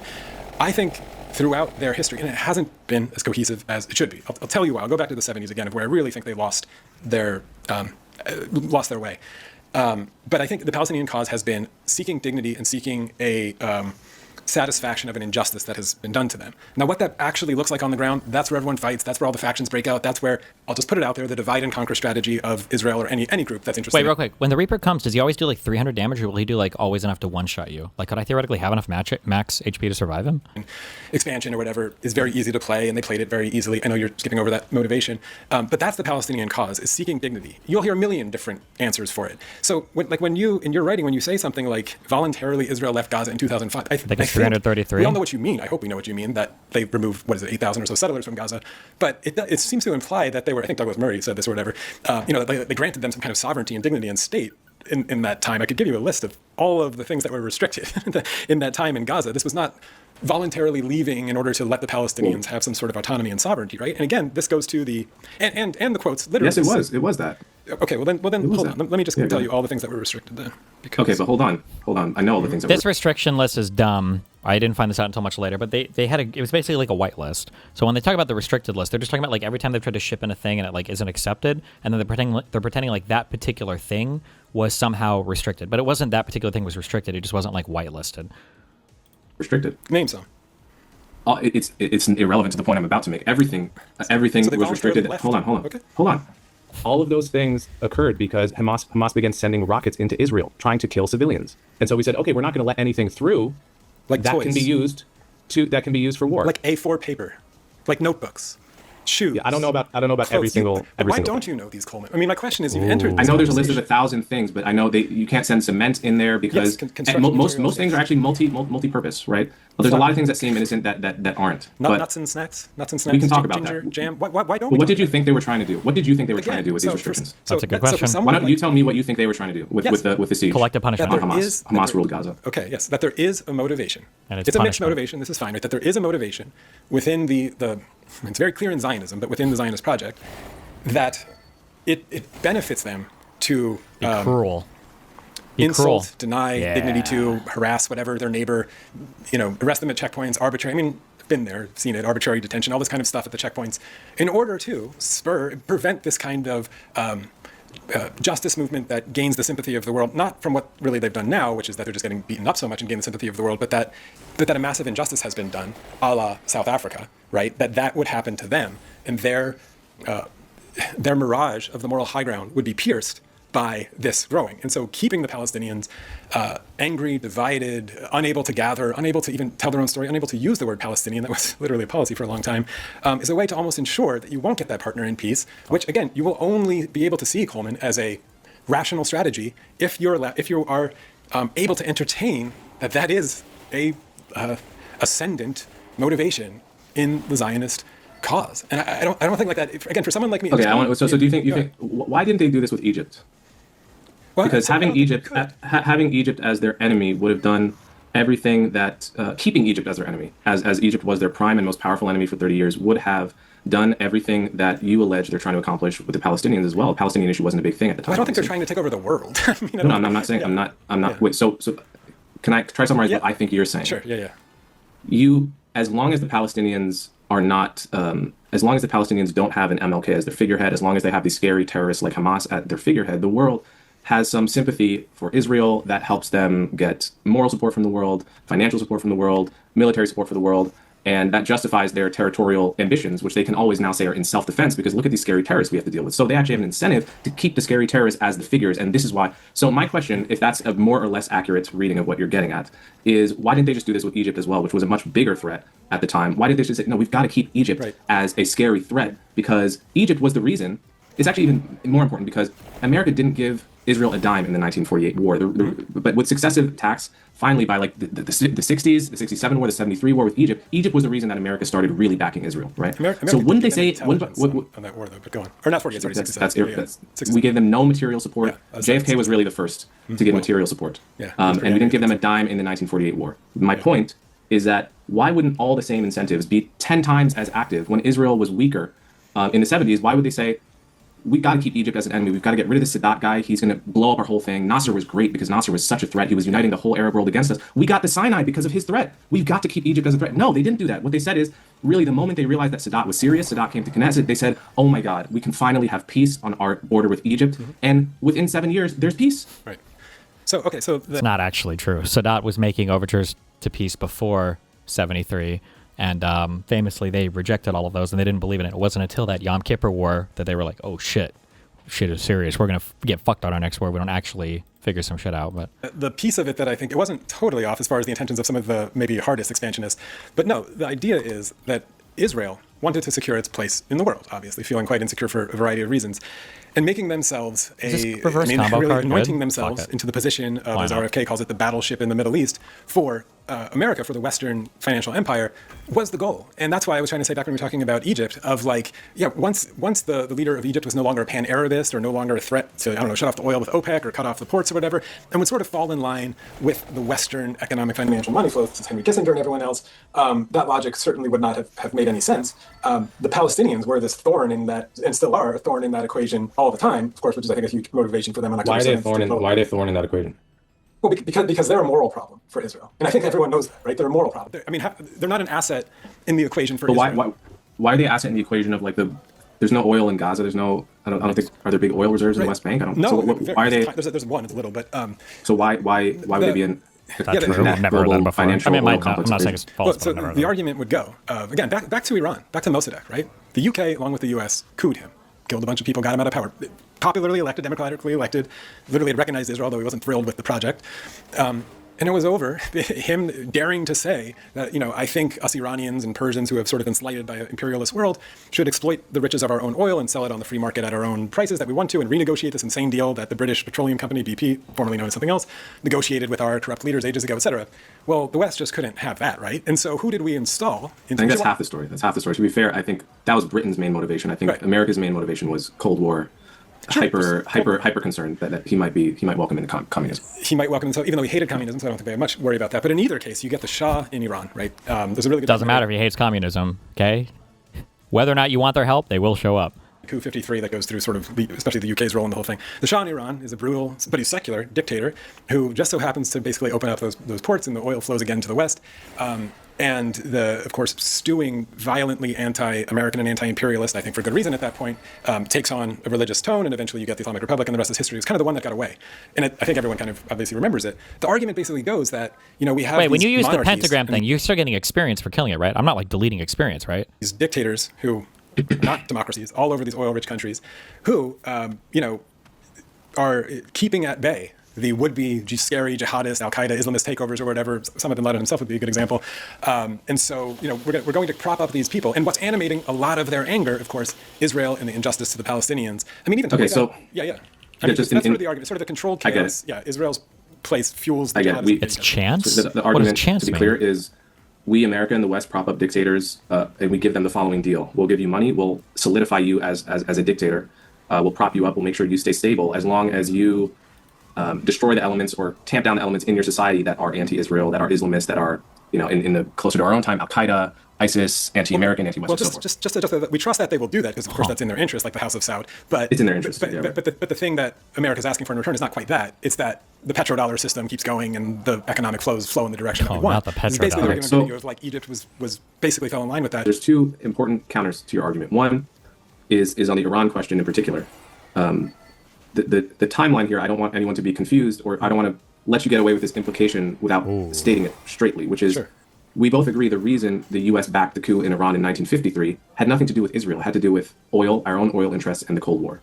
The fact that 10 years later, or 20 years later, or whenever, there was an equilibrium where they tamped down on terror and got money, and the petrodollar happened, That has nothing to do with the U.S.'s original motivation for supporting the coup in Iran. It had nothing to do with Israel. In 1953, we didn't even support Israeli militarily at the time, right? So, no, but you switched. So I just want to make that clear. You switched that. Yeah, I'm not saying it's like America's job to just be in love with Israel in the 50s. No, we didn't install a dictatorship. Yeah. For any reason having to do with Israel. No, agreed. In Iran. I just want to make that clear that we agree on that. Okay. But the incentives, the American interest of using the Middle East as a piggy bank and getting these deals and the money flowing is the thing that aligns. I don't know what Israel piggy worked bank. themselves into Okay, that so then position. here's my second point. Here's my second point, which is actually even more important and bigger picture. Right now, there is exactly one functional secular, not secular, one functional democracy in the Middle East, one functional stable democracy in the Middle East, which is Israel. Tunisia was sort of a democracy Functional, for 10 years. really? Yeah, for 10 years. My point is, all of these countries, Saudi Arabia, never a democracy from the beginning, never even a hint of democratizing, even before Israel existed. Yeah. Jordan, exactly the same. Every other country in the Middle East, the same, except Iran is an exception. Iran was where it had brief periods of constitutional monarchy and so forth. And I do think... I'm surprised you knew that. Iran actually was. The religious scholars were openly debating it too. They were approaching, and they'd even had like a way with Islam to make it compatible with like a democratic state and everything. What's missing from your story, which starts in the middle, is how did Iran become a democracy in the 1940s in the first place? Who did that? Well, from being a monarchy previously. The British did that. The British and the Russians did that. Well, yes. Because Iran was briefly a democracy, then it undid its own democracy in the 1920s and give all that credit to made foreigners. The first Reza Shah king again. Right? So they undid their own democracy. I think the Brits did. And then British Western meddling brought back democracy during the 1940s, right? And then more Western meddling got rid of that democracy. So first, I think your story is only half period than I was thinking, I guess. But my bigger point is that the Middle East, and there's nothing in the history of the Middle East from the past 100 years, including before Israel even existed, which suggests that democracy is on the menu as a stable alternative. So when you say we prop up dictatorships, I agree with you in the following sense. We prop up particular dictatorships. If we stopped propping up those dictatorships, what they would be replaced with is not democracy. What they would be replaced with are other dictatorships or civil war or failed states. Okay, so that was perfectly stated. We're not, in other words, we're not preventing democracy from emerging. So that was perfectly stated, Israel. The story I just gave you. So you just agree that they just don't want democracy. They're not interested in it. They can't handle it. You could look at like the Darfur Revolution squashed also by the British in Oman if you want some information on it. But let me. But why is it so hard? Why is it so hard to like accept that it's possible that not democracy isn't the default? Right. I totally agree. China has a 3,000. People have no problem accepting this with China. Yeah, like no, it's or Russia. It's these places have thousands of years of civilization, and we're so arrogant to assume that because we like democracy and it works for us, that it would be an alternative, that they would snap into democracy if only we stopped meddling. I mean, there's just no evidence of that. That's not even the argument. I mean, we don't what's the argument? clearly. It's like money, we like the economic flows. We don't really care who we're partnering with there as long as the economic dollars are pointing in the right direction, and that's the obvious argument of it. But let me to go back to that story to show you just how deeply intertwined these things are. About my suggestion that Israel's not quite a democracy. I mean, I think we also have to remember pre-October, Israel was about to have a civil war over a certain issue I'm going to tell you about. But that it's in the interest of Zionism to thwart efforts to cultivate culture, even of the Palestinians. We're gathering points that are non-sort of terrorist in your view. Ghassan Kanafani, someone you've learned about who exists in this conversation. And let me complete his story, because again, the PFLP in 1972, when he was killed in the 70s, to put it in context, because again, it's hard for us to put this phase in context, is at a time when I think maybe unfortunately, they were inspired, and a lot of groups like them were inspired by successes, as they deemed it, as places like Algeria, right? The Battle of Algiers and fighting off the French using he really glosses over all that terrorist shit. They're watching the successes of a lot of armed resistances all over the world and a lot of failures as well. And they're convinced, of course, this soon gets codified in the UN, that armed resistance is their right as well against an occupier. But in particular, if you look at South Africa, because they were certainly interested in what was happening in South Africa. I think you know, or hope you know, just how deeply Israel was in bed with the apartheid regime in South Africa. I mean, do you know that they were sending them weapons? Yes, okay, I'm very aware of all this. Okay, so that's in your views, the guys who kicked you out of your house, right? In your views, neighbors. But to me, this is like, I could bring up that Al Husseini did propaganda for Hitler and recruited Bosnia's Muslims, but it's not really the crux of the issue. You think Israel was just helping? Why do you think Israel had a relationship with South Africa like that? Okay, we're getting way off topic. Like I said, how is this off topic when I'm just curious how that's off topic? Well, what I'm saying is it doesn't actually speak to the core intentions of the conflict with the Palestinians as foreign policy any more than the fact that Al Husseini, the leader of the Palestinians, was in bed with Hitler. Yeah, so were Zionists as well. So it's not really the crux of the issue. Finland was aligning with Hitler as well, but Husseini was not in bed. So are you telling me it's not the crux of the issue? May not gain I experience. guarantee you your opinion on everything we've talked about in this conversation would be the same in the alternative history where Israel didn't do anything with South Africa. They just ignored the issue. Or was on the opposite side of it. But it did happen. And I'm wondering, so I guess what I'm saying is like... So it's not the crux of the issue. Wait, it did happen. I'm saying you're the one who's interested in how we derive intention. And I guess maybe as a philosophical issue, how do you think historical evidence and historical action should inform gleaning intention and/or sort of reactions to such things. It just seems weird. I think every country, almost every country, has an instrumental foreign policy. And in America, more than we would care to admit, has an instrumentalist foreign policy rather than one guided by the morals of other people's situations. What did they have in common with South Africa, other than a very temporary similar interests? Tell me what it was. It's obvious on the tip of your tongue. I feel like you're afraid to say. Tell me what it was. Why do they train the South African police? What I'm telling you is that countries have foreign policies that benefit them in the short run. How do if they can trade arms with someone, if they can. It's just to advantage. They got arms from the French before they could get. Is that super meaningful? They got arms from the French, and then the French stopped giving them arms. Then they got arms from the Americans. Yeah, and then they were selling the arms and presumably getting something in return that benefited them in the real arena of what they cared about, which is Israel and its. I don't want to use the word again, neighbors. That triggers you, but that's really that's what they care about. Countries trade with other countries to gain advantage in the arena that they actually care about. That's my point here. I think focusing on South Africa or like I said, focusing on al-Husseini supporting the Nazis, the Palestinians supporting the Nazis. I'm actually both beside the point because they were doing whatever they could to gain advantage in the arena they actually cared about. My point is the crux of the issue is the arena they actually cared about. Yeah. So let's stick the conversation to that. Let's stick to that because that's really what we're trying to get to in this podcast, right? We're talking about Israel and Palestine and the Middle East and in America. Yeah, and I wanted to avoid, which we've done so far, litigating post-October 7th war crimes or whatever, which I have some bones to pick about the way you wrote about it. But I think it's important, and also just put it on the table, I just can't help but respond when you say al-Husseini was in bed with the Nazis and it kind of is besides the point or whatever. That's used all the time in Israel by the Zionists, so you should go ahead and tell them not to do that. Well, he probably does. That's what I just did, Jay. Okay, great. I use it as an example of something that is an effective rhetorical tactic. Mm-hmm. But even if he hadn't been in bed with Hitler, all the basic facts of the conflict would be the same. Is my point, and that's what you're doing with South Africa right now. No, but they wouldn't be because so Ghassan Kanafani again. I'm trying to put him in context for you in the 60s and the 70s or whatever. That's the guy who kicked you out of your house, right? And he goes to Accra. And so go back to that. Well, it's going to that, but I'm putting it in context of what he's dealing with. I don't know how you would ignore who you're sort of fighting against. But yes, he's killed in 1972. In 2018, big HP, right? Unity. He's a hero in Palestine. You'll see his portrait painted on the wall and stuff. They wanted to put a memorial for him. It was like a rock. I could put a picture of it here. It was like a rock with his face or whatever. And then they killed the kids that went to the memorial. It was ordered to be removed. This just a memorial, right, for this writer. They killed the goddamn kids. It was ordered to be removed, which is already, I don't know how you feel about that. This happens all the time, right? Israel removing paintings and theaters and all kinds of things in the West Bank. Memorials. The guy who ordered it to be removed is Aryeh Deri. I don't know if you remember this name. He's the ultra-Orthodox Shas party founder in Israel, right? He was convicted for 22 months, or he was put in jail for 22 months for corruption earlier. This is the guy. He's a Moroccan Jew. I don't know if you know the Shas party. The Shas party is like vehemently anti-homosexual, anti-intermarriage. They would think my marriage is illegal.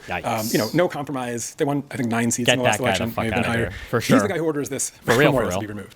He's also the guy when Netanyahu won and was trying to form his coalitions right before October, that he put onto his cabinet, right? And he was the one that the Supreme Court said you can't do that because it was unreasonable clause, and 10-1 voted that you have to remove this guy, which then led to all of those protests in the street that you saw before October 7th, where everyone's like, Israel is going to have a civil war before this issue. And that, I feel like that story connecting, that's why I want to go back to South Africa and telling the stories to your initial framing of good guys and bad guys and heroes and villains. Mm-hmm. This guy who apparently is so dangerous and so villainous, this writer who writes poetry, and yes, spoke about just a writer. Armed resistance, but never fired a gun and was hell-bent on trying to find dignity for the Palestinians. He's a goddamn poet. A memorial for this guy is so dangerous. Like when you read a story that Israel removed this memorial or whatever, and you think like, oh, they must have a good reason for it. And then you just scratch the surface for 2 seconds and you're like, he's a goddamn that guy poet. Is the guy who removes the memorial. And how, to your point, how am I supposed to glean the intentions or the motivations to remove a memorial by that guy who that's the story, and doesn't finish the story, of course. Do you understand yet that he's a poet? How am I supposed to think of that? How am I supposed to think of that? This guy was like Trump heralded. I'll tell you. I'll tell you that. Yeah. Okay, so I'm taking your account of the story at face value. Mm-hmm. In America, we have people that still want Confederate statues. Yeah. I disagree with them. I think why would you worship the statue of a cause that was pro-slavery and secessionist and rebels and traitors? But whatever. 30% of the country disagrees with me.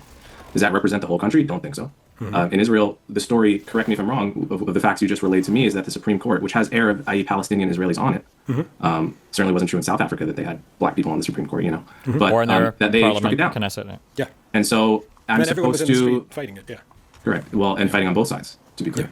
Yeah. I'm supposed to penalize a democracy for having a 30% of the population with... Just as a heads up, I lean more and more to anti-Semitic. Just as a heads up, be very, very, very careful when you're listening to people talk about Jewish shit. God, fuck, this is fucking anti-Semitic bullshit. Whenever people mention it's not just Netanyahu, the people were out there. Civil war. The people were so mad. The reason why they say things like that is because they're really trying to get past this idea, and people like Hassan are more blatant with it now. They're trying to get past the idea that it's not Netanyahu and it's not the government. Like the nature of the Jew, no, I'm sorry, of the Zionist, of the Israeli Zionist, left and right, is that they are just by nature, by virtue of themselves, are anti-Palestinian, pro-conquest, like hateful, whatever. That's why they say oftentimes they try to get around this, like, just the government or whatever, and they'll say things like, oh no, like it's the population was protesting. It was all the people too. That's why they invoke that so often. Extreme right-wing politics. I mean, what democracy doesn't? And why would the more important fact in the story be the ultra-Orthodox that wants to take down the statue, as opposed to the fact that the Supreme Court of the country, which has Arabs on it, didn't allow it to happen, or rather condemned it, or whatever the specific facts of the story are. It did happen. Yeah, it did happen, but the Supreme Court condemned it, or they condemned appointing him as a minister because he had been in jail. Because he had been not for anything to do with this, by the way, because he had been in jail for funneling money to himself and sending it to his brother-in-law and building infrastructure in the West Bank, etc. Got it. So they didn't rule on the statute issue. The statute issue was of course, not. They remove things like that all the time. Wow. I don't know what the motivation is for it. Nevertheless, the Supreme Court does frequently. The whole genesis of what you're calling an almost civil war over the Supreme Court is that the Supreme Court regularly rules against things that the right wing wants. That's the whole genesis of. I don't know about regularly now anymore, but well, sure. that's the whole genesis of the conflict. Yeah. There. So, nevertheless, the point is that you're asking me to judge the intentions of the whole country based on. Shapiro is Jewish, so he can't be anti-Semitic. Not true, because if you listen to our debate, remember he said, "Well, I don't know if I consider myself Jewish anymore." So remember that. The extreme right, but you could do that. In any democracy, and it wouldn't be valid. And on the other hand, the facts I'm giving you, Jay, which I feel I haven't really gotten an adequate response from you, is judging by the actual actions of the country at the end of the democratic process, namely withdrawing from Lebanon, withdrawing from Gaza. Olmert, hold on. Olmert gets elected on the platform of withdrawing from the West Bank. In the picture of Israel you're painting, he should just get creamed in that election because, after all, it's about territorial ambition. Peace with Egypt, giving back the Sinai. Over and over again, you've seen a pattern of, at the end of the democratic process, choosing peace over territory captured mostly in defensive wars. On the other side, you see rejection after rejection of the peace process, and we're sitting here talking about. And you always get the bonus experience. Statue. Yes. My point is not that that's nothing. My point is that if you're fair-minded about how you should be judging the whole country, you should be judging based on the big actions rather than cherry-picking the news in a day, which in a democracy is always going to feature the combative elements from the right wing, the left wing, and you can paint a picture in a way that isn't really accurate, if that makes sense. Well, I'm not trying to paint a picture of a country. I think that's silly. I'm trying to discuss Zionism, which we haven't even really put our finger on quite yet, and what it means, and the kind of ideology that it entails. So, I mean, I'm curious if you think Netanyahu fits into this picture in the Likud party of an extreme right-wing party, which their platform and their charter denies any forever existence of a Palestinian state, which you've said you would advocate for. I wonder if you think they're right-wing, because then you start adding. Of course they're right-wing. So they're the main right-wing party. Right. So the right-wing party plus Shas plus what is it? Israel. They're not extreme. They're not the extreme right, though. Not the extreme right. If the extreme right's over here and the right's over here, I guess I think we need some objective of do we think it's extreme, an extreme position, the kind of writing and life that Benjamin Netanyahu has lived and has now been the longest-serving president of the country. But again, I don't even want to tell you what. Remember, all of these things are to further the idea that it's the average Jew, right? Netanyahu is not an extremist. He's been, to be fair, this guy's been prime minister for fucking 30 fucking years. It's actually crazy. But he is not the extremist person, right? I don't think. Let me check to make sure on this. Ben Gvir, I don't think he's part of the Likud party, right? Is he? What is it? Otzma Yehudit. He's not Likud. They're in a coalition government. This is the reason why this guy has this fucking position. And then, Jesus, the Otzma Yehudit is called the Jewish Power Party. Jesus fuck. Is Smotrich even part of the Likud party? Let me check.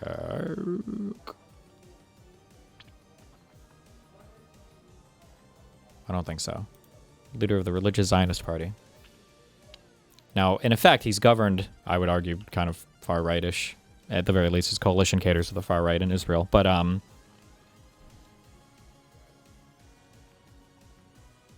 who ended up winning in that war for the Orthodox people to have to serve in the military? Did they end up having to serve, or did they go back on that? Because I know that was a big deal for a while. It's silly to say what an entire country, because you keep saying a democracy is. I'm trying to put my finger on the Zionist ethos within the country. And this is not a new debate or conversation within people. Well, okay, well, I'll tell you what most Israelis I know would say to these questions. You can take it or leave it. I think to me it makes sense as a psychology, but you had the peace process in the 90s. Netanyahu briefly prime minister, but then when the peace process is on the precipice of bearing fruit, you have the left-wing party gets elected again and gets this close to a peace deal with Arafat under Bill Clinton, and then Arafat walks out, and the second Intifada begins, and it's years of Israeli buses blowing up and so forth. And this, hold on. Tell me how the second Intifada. Hold on, Jay. Hold on. Oh. Hold on. We'll get to that right after I finish. Okay. Oh. Promise. Just let me finish a point, and then we'll talk about what you want to talk about. Okay. So what happens is the dominance of Likud and right wing doesn't come out of nowhere. It comes out of a sense of we were this close to a deal. We gave them, over 94% of the West Bank with land swaps, and they walked out and then started blowing up our children on buses. Yeah. This is what swings Israeli society to the right. It's not an inherent. The right wing sensibility is not one of let's take over the land. Footnote: it's the Likud leader Ariel Sharon which leaves Gaza in 2005. The right wing sense comes from a sense of, oh my God, maybe they really just don't want peace. Maybe that is the main motivation. They don't want and peace, if that's they true, want justice, and if that's true, yeah, go on. if that's true, Yeah. if it is true that they don't want peace, Right. then giving them a state simply becomes giving them highland territory from which to kill our children more. Yeah, and that it's not giving them. It comes from the sense that giving them a state would not lead to peace. It would simply lead to a war in which they now have more of a military advantage because they could smuggle weapons and gain on bonus the experience. east border of the West Bank. Yeah. Because we wouldn't control that security. So this is what an Israeli would say, and none of that seems crazy to me from the perspective of a citizen of a democratic country that is interested first and foremost in I don't want bombs blowing up in my city. I don't want rockets coming into my kibbutz. Yeah. Okay, so now we can talk about whatever you want to talk about. Well, I just wanted, you keep saying when the second Intifada started, and you seem to fail to mention it was a massacre at Al-Aqsa where they shot, 1 million bullets into the Palestinians, and the first Intifada. We're calling that the Al-Aqsa massacre now? That's not true at all. That's not remotely true.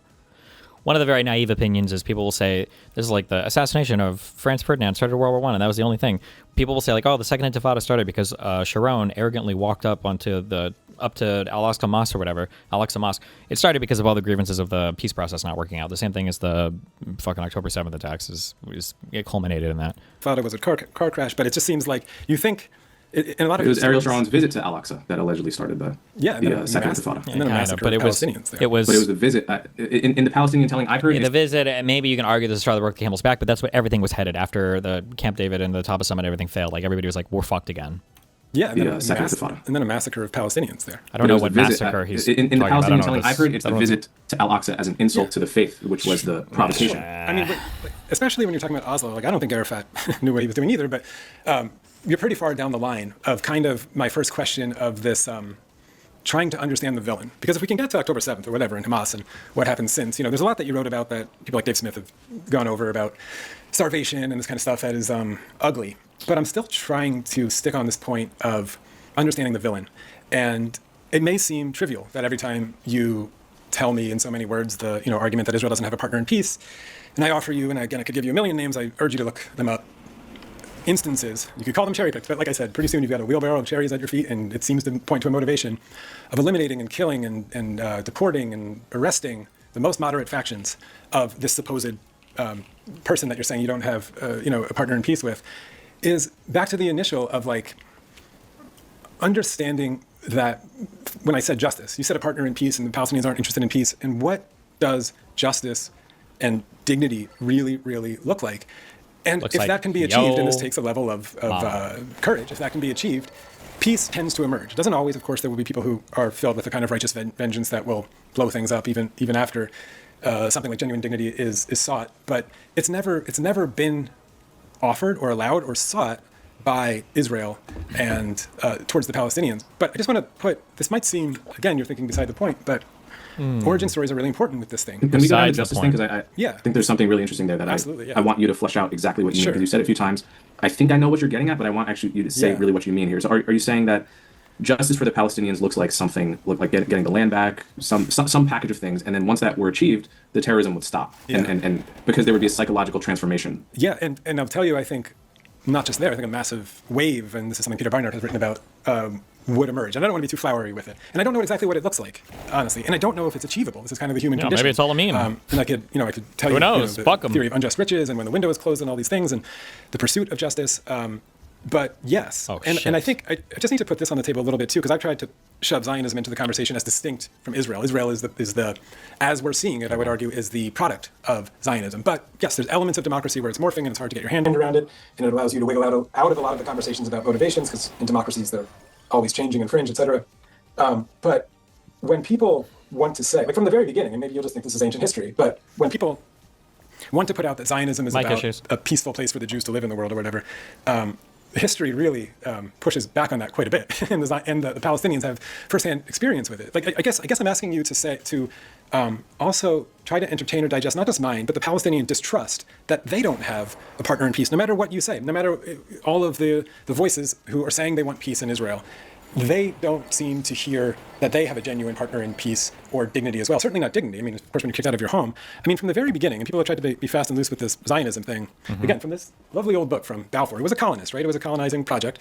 And this is where he has the notes on Zionism project. It's quite good. He, along with his other British colonial lords, had been trying quite hard for over a decade to convince Herzl to take the Uganda plan, which is currently now Kenya. And he, in this essay and others, he said, this is where you could go for peace. It's generally available land. They went and saw it, not perfect. But he said, that's not Zionism. Even he learned that. Balfour learned that. That's not Zionism. Zionism is not Israel has a right to exist. Zionism is not a peaceful place in the world to exist and that Jews should be safe somewhere. Zionism was about there, Palestine. In fact, they said, where there is nothing, we can do nothing. Meaning like we need it to be built already, basically, because we need to get started with this thing. That's a really weird framing of that, considering all the Jews that came in literally built from nothing in order to make Israel what it is. This is like the thing they are known for. In fact, it's one of the things that people get mad at them for, is that when they bought land from kind of these idle tenant landowners, and originally under the Ottoman Empire, these people who just owned swaths of land and then just fucked off, is when the Jewish people did move there, they kicked the Palestinians off because, I always forget it. There's a name for this in, I don't know if it's called secular or labor Zionism or whatever, but there's a name for this idea, this concept that like in order for Jews to find their salvation, the Jews have to work the land. It has to be them. It has to be their hands and by their sweat and their whatever, and it couldn't be another people. It's funny. I say it's funny because people like complain about this, that a lot of Palestinians got kicked out. However, I mean, if they would have kept the Palestinians there and worked them, people would have just called it slavery or something, but Jewish labor, maybe they just called it Jewish labor, the new Jew or something. But yeah, they did build up a lot of this, and that was recognized by the Peel Commission and even the Arabs there.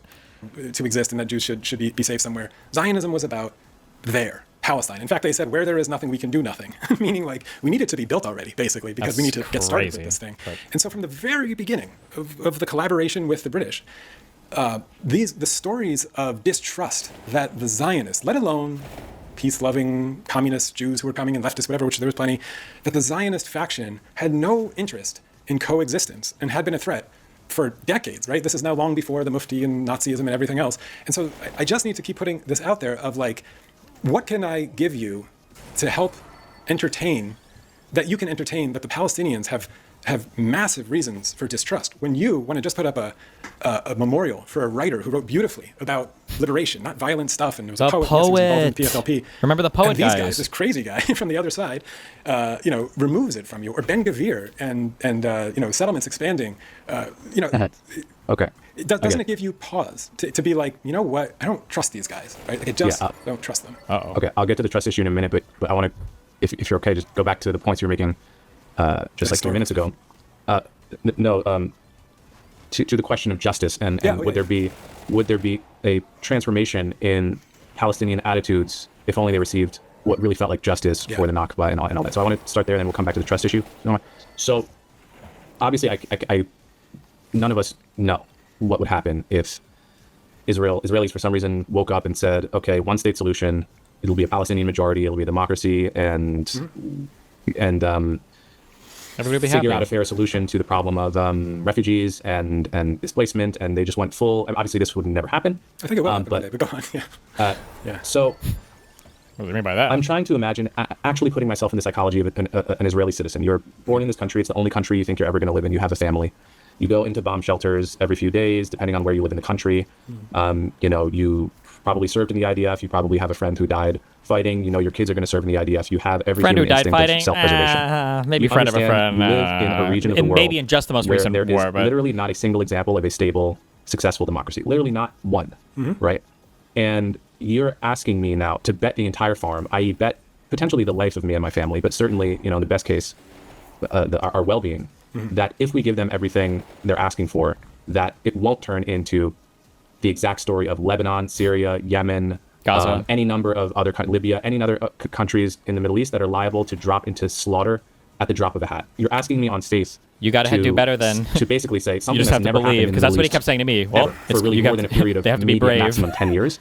Somehow that's going to happen in Israel with the Jews, and they're going to be decent to us, and we'll be a minority with respected rights, and they won't slaughter us, and it won't just devolve into internecine slaughter. And by the way, I wouldn't even ask this only from the Israeli perspective. I would ask this from the Palestinian perspective as well. Yeah, if you are living in the West Bank or Gaza, how could you have any faith at all that when you have a one-state rule, first of all, 50-50 chance Hamas is going to take over, probably more than 50, because they have more legitimacy in the West Bank than the corrupt government of the PA. So Hamas is going to take over. It'll be a Yahya Sinwar type who is prime minister, quite likely. How much faith would you bet all of your children's lives on the fact that he isn't going to go on a campaign expelling and killing the Jews? I'm not saying it won't happen. What I'm saying is I don't see how any reasonable person with self-preservation would bet the entire farm on this outcome. Yeah, would you bet your family's life on a 10% chance of success? What about a 20%? So this is what the practicality of what I'm asking you to consider. And so the way I view the situation is that Palestinians have one conception of justice, and different Palestinians differ amongst themselves about what justice would be.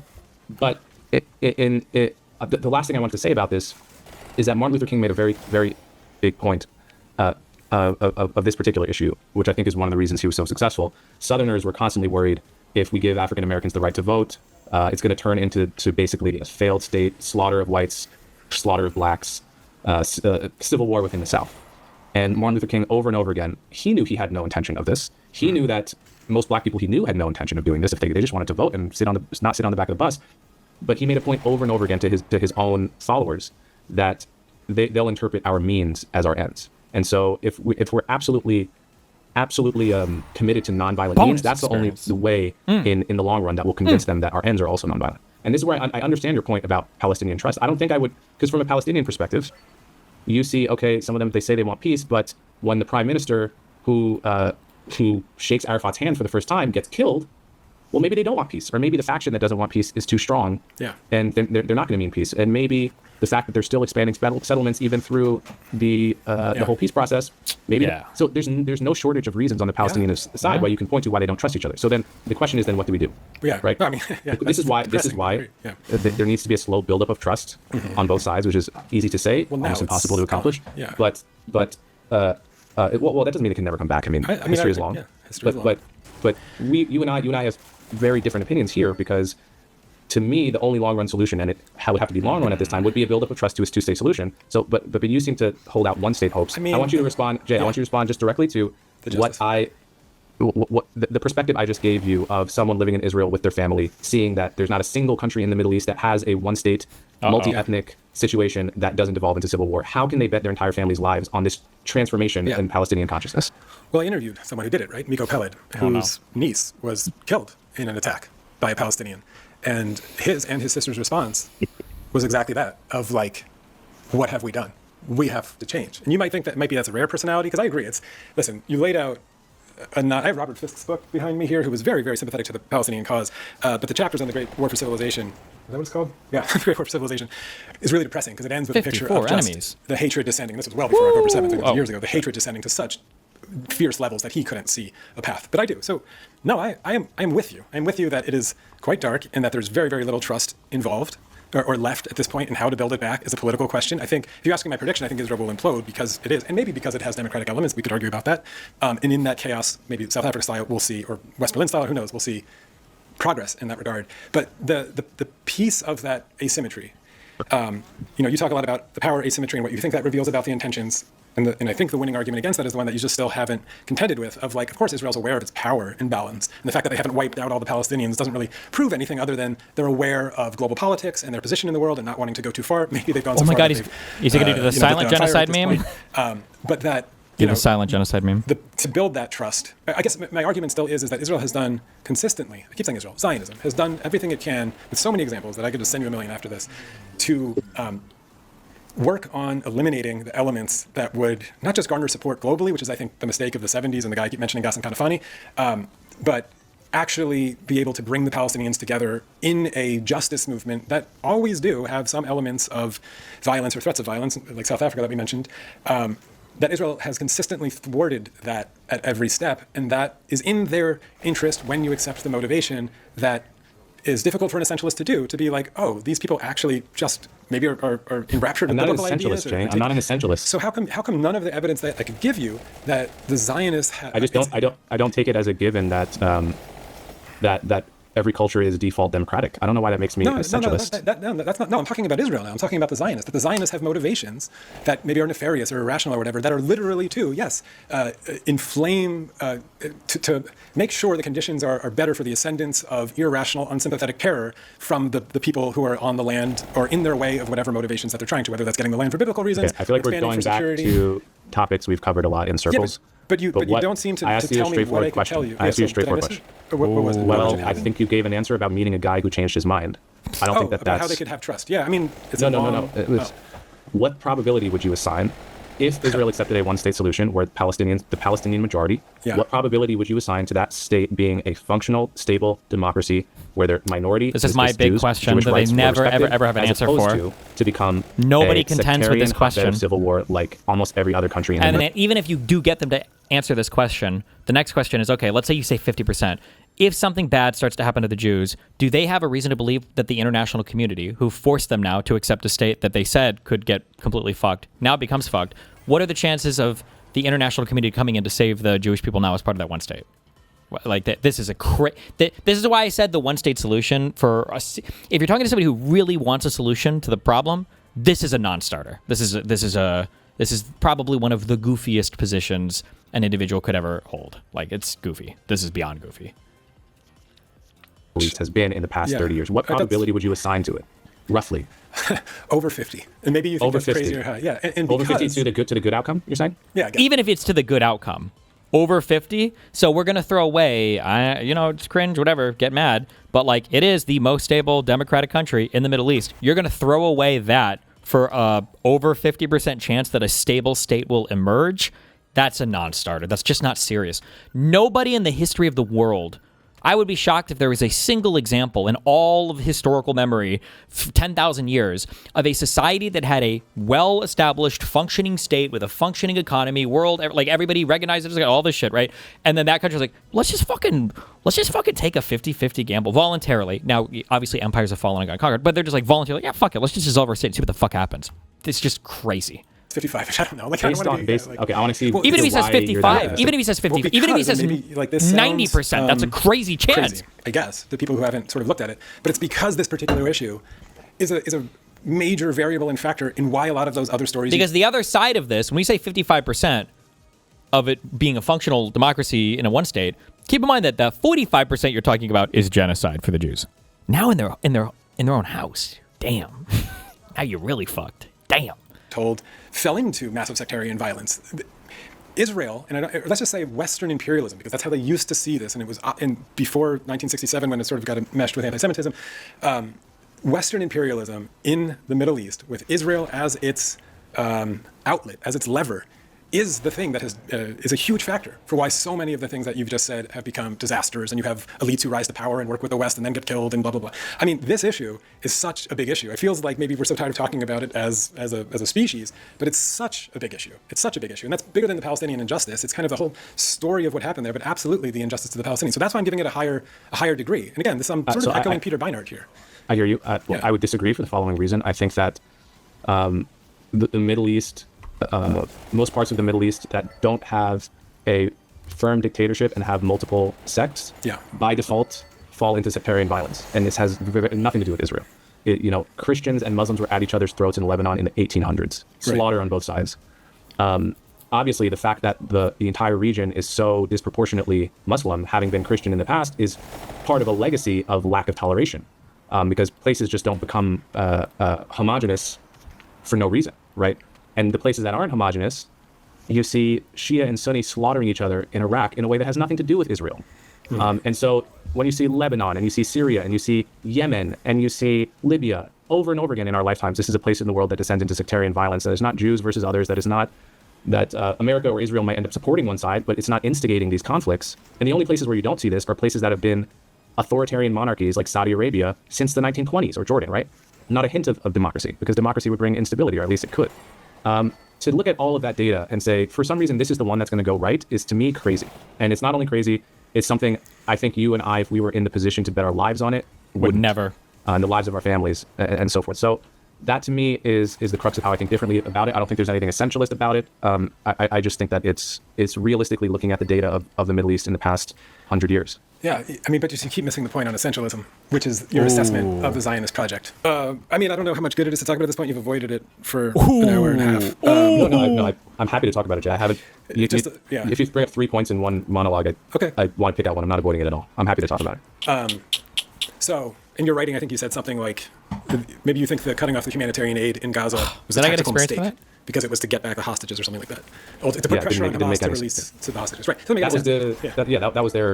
That was what they said they were doing. It didn't make sense even given that. It seems stupid to me. Right. Because, do you want to talk about Zionism or do you want to talk about aid?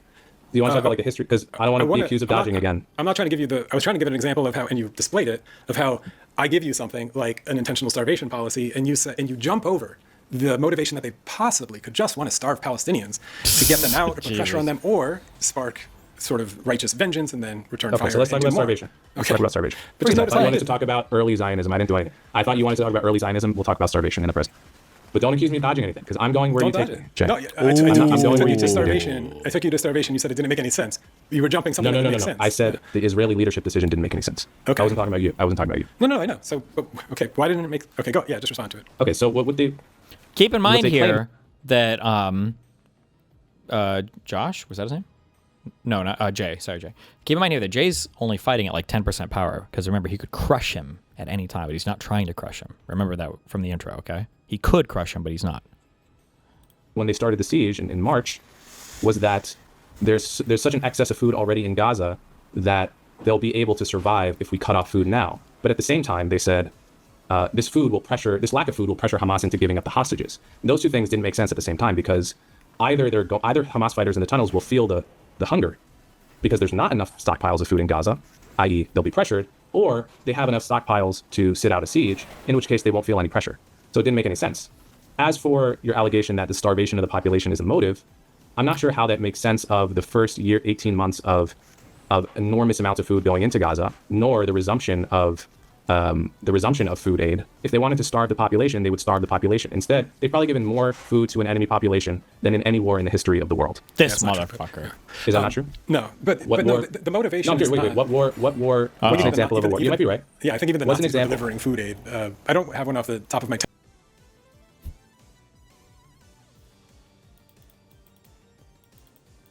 The Nazis were delivering food aid to countries that were fighting against?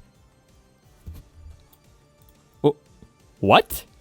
Or is he talking about to countries they conquered, where a lot of their German citizens were moving? What did that sentence even mean? Wait, what? What? War. What's an example of a war? You might be right. Yeah, I think even the Nazis were delivering food aid. I don't have one off the top of my tongue. More than Israel has to Gaza over the past 6 years. I don't even know what the context of that is. Over the whole entirety of the war. Is there an example of a state at war that provided more food aid, not to their own population, but to the enemies? The population the enemy controls than Israel has to Gaza. And how do you square that with the idea that starvation is a policy? So again, the motivation is not starvation. That's the means to the ends, which is putting pressure on the Palestinians to make it unlivable, to ultimately leave and to suffer. I think you're underestimating leave to where? People who are in charge. They're not going to Egypt. Of Israel. They can't go anywhere. The likes of Ben Gvir and Smotrich, if you think they're fringe, they're quite ascendant in the government. But there you go. I don't think they're just starving them. They're not fringe. That's the average Israeli, by the way. They're starving them in order to make Gaza unlivable. They want these people to leave or die. And this is not, this is Smotrich saying, and to your point of why were they giving it earlier, Smotrich said it might be moral to let 2 million people starve, but the world won't let us do it. Again, that's a pretty clear description of motivation. We wish we could do this thing. The world won't let us do it. We have to balance this kind of game for our ultimate insane, sort of and is the most insane motherfucker. At the very least, as he's done this week, deny a Palestinian state will ever exist and or push them out. It's how do you square this? How do you square this with your earlier model of the Israeli decision makers, which was that they want the world to be sympathetic to them by propping up the bad guys on the other side? Because that seems like those hostages are very still incompatible with those hostages are still very incompatible with like a sadistic starvation motive. Because if they're sadists, then the world is going to start viewing them as sadists, right? And I think it has, and that might have been a tactical mistake where they've certainly lost the sympathy of the world. But the thing is that they can never act like too evil. You understand they don't act evil, but the only reason why they don't act evil is because they know that they do, the whole world will turn against them. And it's like, oh, well, what about when I show you literally Hitler number 2.0 over here saying that every single fucking Lebanese mother needs to scream in agony for her dead child? And he's like, well, I think that they made a strategic error there, But I mean, otherwise what I'm saying is true, except when it's not true, it's because they messed up. And I have absolutely no way to prove one way or another other than to just say that no matter what happens, it's always because of the thing I said. Even if the exact opposite thing that I would predict happens. Okay. I'm not even sure they had it before that. Well, they had the governments at least. They had the money kept flowing. But the motivation is ethnic cleansing. The means are what they are. I mean, it might sound again like it's. I think it's hard for you. Maybe you would agree that, or you can at least see the tactical use. Stupid. If my motivation is correct, of retaining this amoral imbalance and be able to make these arguments, that the hostages are useful to them remaining as hostages, right? If Hamas tomorrow said, "Oh, here's all the hostages, you can just have them all back." I already said this. This is one of the things that I said. And this is why I said it's hard to call it a genocide or whatever else. Hamas is holding on to the hostages the entire fucking time, right? Imagine, a month or two into the war. Ooh. And this is always the issue. It's always the barbarians in the region that are too stupid to do the politics. Hamas just, they do propaganda well, but imagine Hamas goes back to the Gaza Strip with their hostages. Imagine you're a month or two into the war, and then Hamas is like, shit, we fucked up. Here are all the hostages back. Do you have any idea how much wind you have sucked out of the sails of Israel? I'm pretty sure they would have a fucking city called Hanasa Abistan instead of fucking Tel Aviv right now. Israel would have lost so much support. But Netanyahu would have had to fuck his own ass in terms of how fucked he would have been. Them holding on to the hostages benefited, it sounds mean and cold, I don't mean to make it sound that way, but it benefited Israel because it allowed them to continue to infinitely prosecute the war. Because look, they still have the hostages. But also, who the fuck is genocided? And they're being genocided and they're holding on to hostages while they're being genocided, and it's it's just fucking retarded.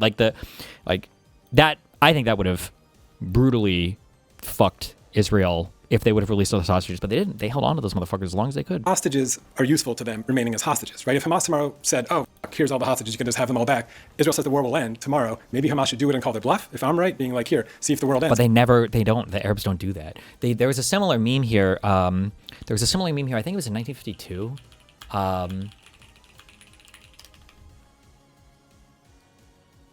Oh no, 49. Sorry.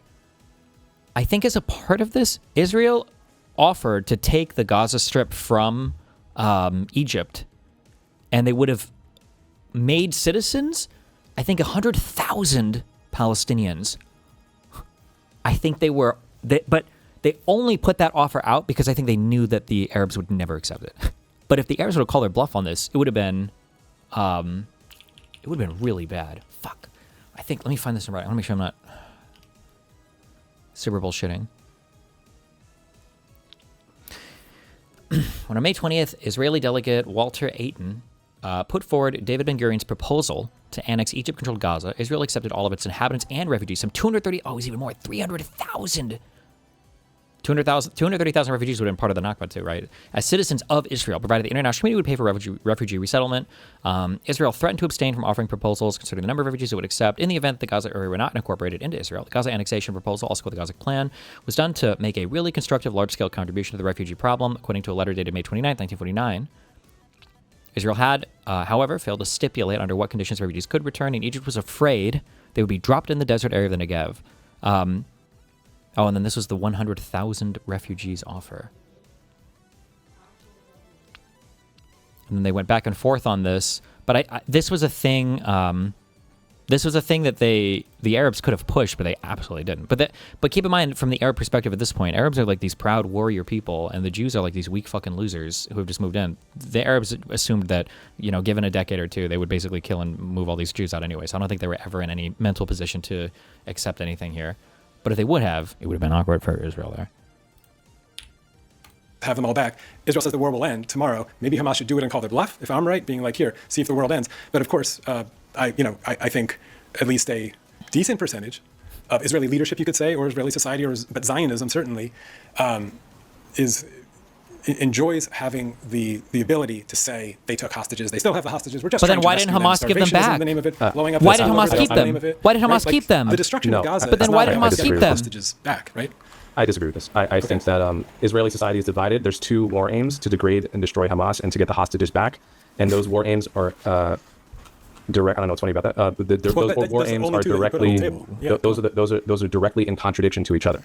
because that's the whole point of Hamas taking hostages is that it helps prevent their destruction, right? You can square this circle, dude. Like, you're right there, man. Hold on. Ooh, you're right there. So man. Israeli society is divided between people who prioritize getting the hostages back at any cost, including maintaining Hamas in power, and those who would say actually destroying Hamas is the more important goal than rescuing the hostages at this point, because if we leave Hamas in power, they're going to do October 7th again in 20 years, take more hostages, and this whole situation will be repeated until we fundamentally change the equation in Gaza. So that's I think all the hostages are back now, right? This is like what protests and stuff, and one of the big political divides in Israel was about for a while, at least back when I was there, was the idea that like, we just need to, like, Hamas can stay in power, we don't care, bring home the hostages. And then the other half were like, you know, I'm sorry, but like, Hamas has to go. I don't know if it was 50-50, but these were, I think, what some of the huge protests were about, was whether or not they should be just basically not surrendering, but saying like, listen, we'll stop, give the hostages back, or keep fighting. Legitimate. I think there is legitimacy to both of those opinions.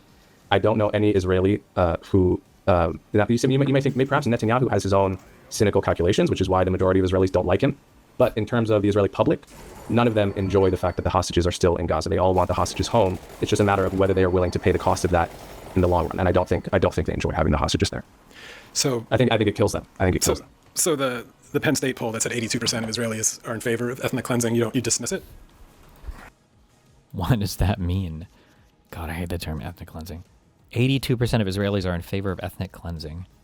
It's such a stupid. It's such a dumb term. Which poll was it? Was this the one published in Haaretz? Yeah, and I could send with no link to the. I can send you. This wasn't the one. Yeah. Oh yeah, this came with a breakdown. No, someone did a breakdown because they were quite worried about it. Yeah, I mean they polled 1,000 people. I've seen numbers as low as 65, this wasn't as high as 82. This wasn't the Haaretz poll that came out a few weeks ago. No, Penn State did. I don't know. Yeah. Oh, okay. Maybe they published it. Maybe they published it, but it seems to be, Send it to me. Okay. Before I leave, is there anything you're going to accuse me of dodging if we don't talk about in the last 10 minutes? No, I think that was sort of good because it just, it's not trying to gotcha with it, and it's not dodging. I think it's a habit of call it an accusation, but an essentialist kind of analysis where he hasn't essentialized them at all. That's such a weird. But it does make sense if you just put on this other motivation. If you put on this other motivation. No, it's not what I said. It's not what I said. Okay. What I said. Yeah. Go ahead. I said that the siege from March through May doesn't make sense given their motivation, right? It didn't make sense tactically, right? However, if you broaden that scope to the entire war, the idea that they have a goal of starving Palestinians also doesn't make sense given how much aid has flowed in the context of the war itself. So that was my answer. Right. I don't think it's an alternative between they're trying to starve the Palestinians as policy and the siege in March made sense. It's possible that they're not trying to starve the Palestinians systematically at all, but also the siege from March to May didn't make sense. That was my claim.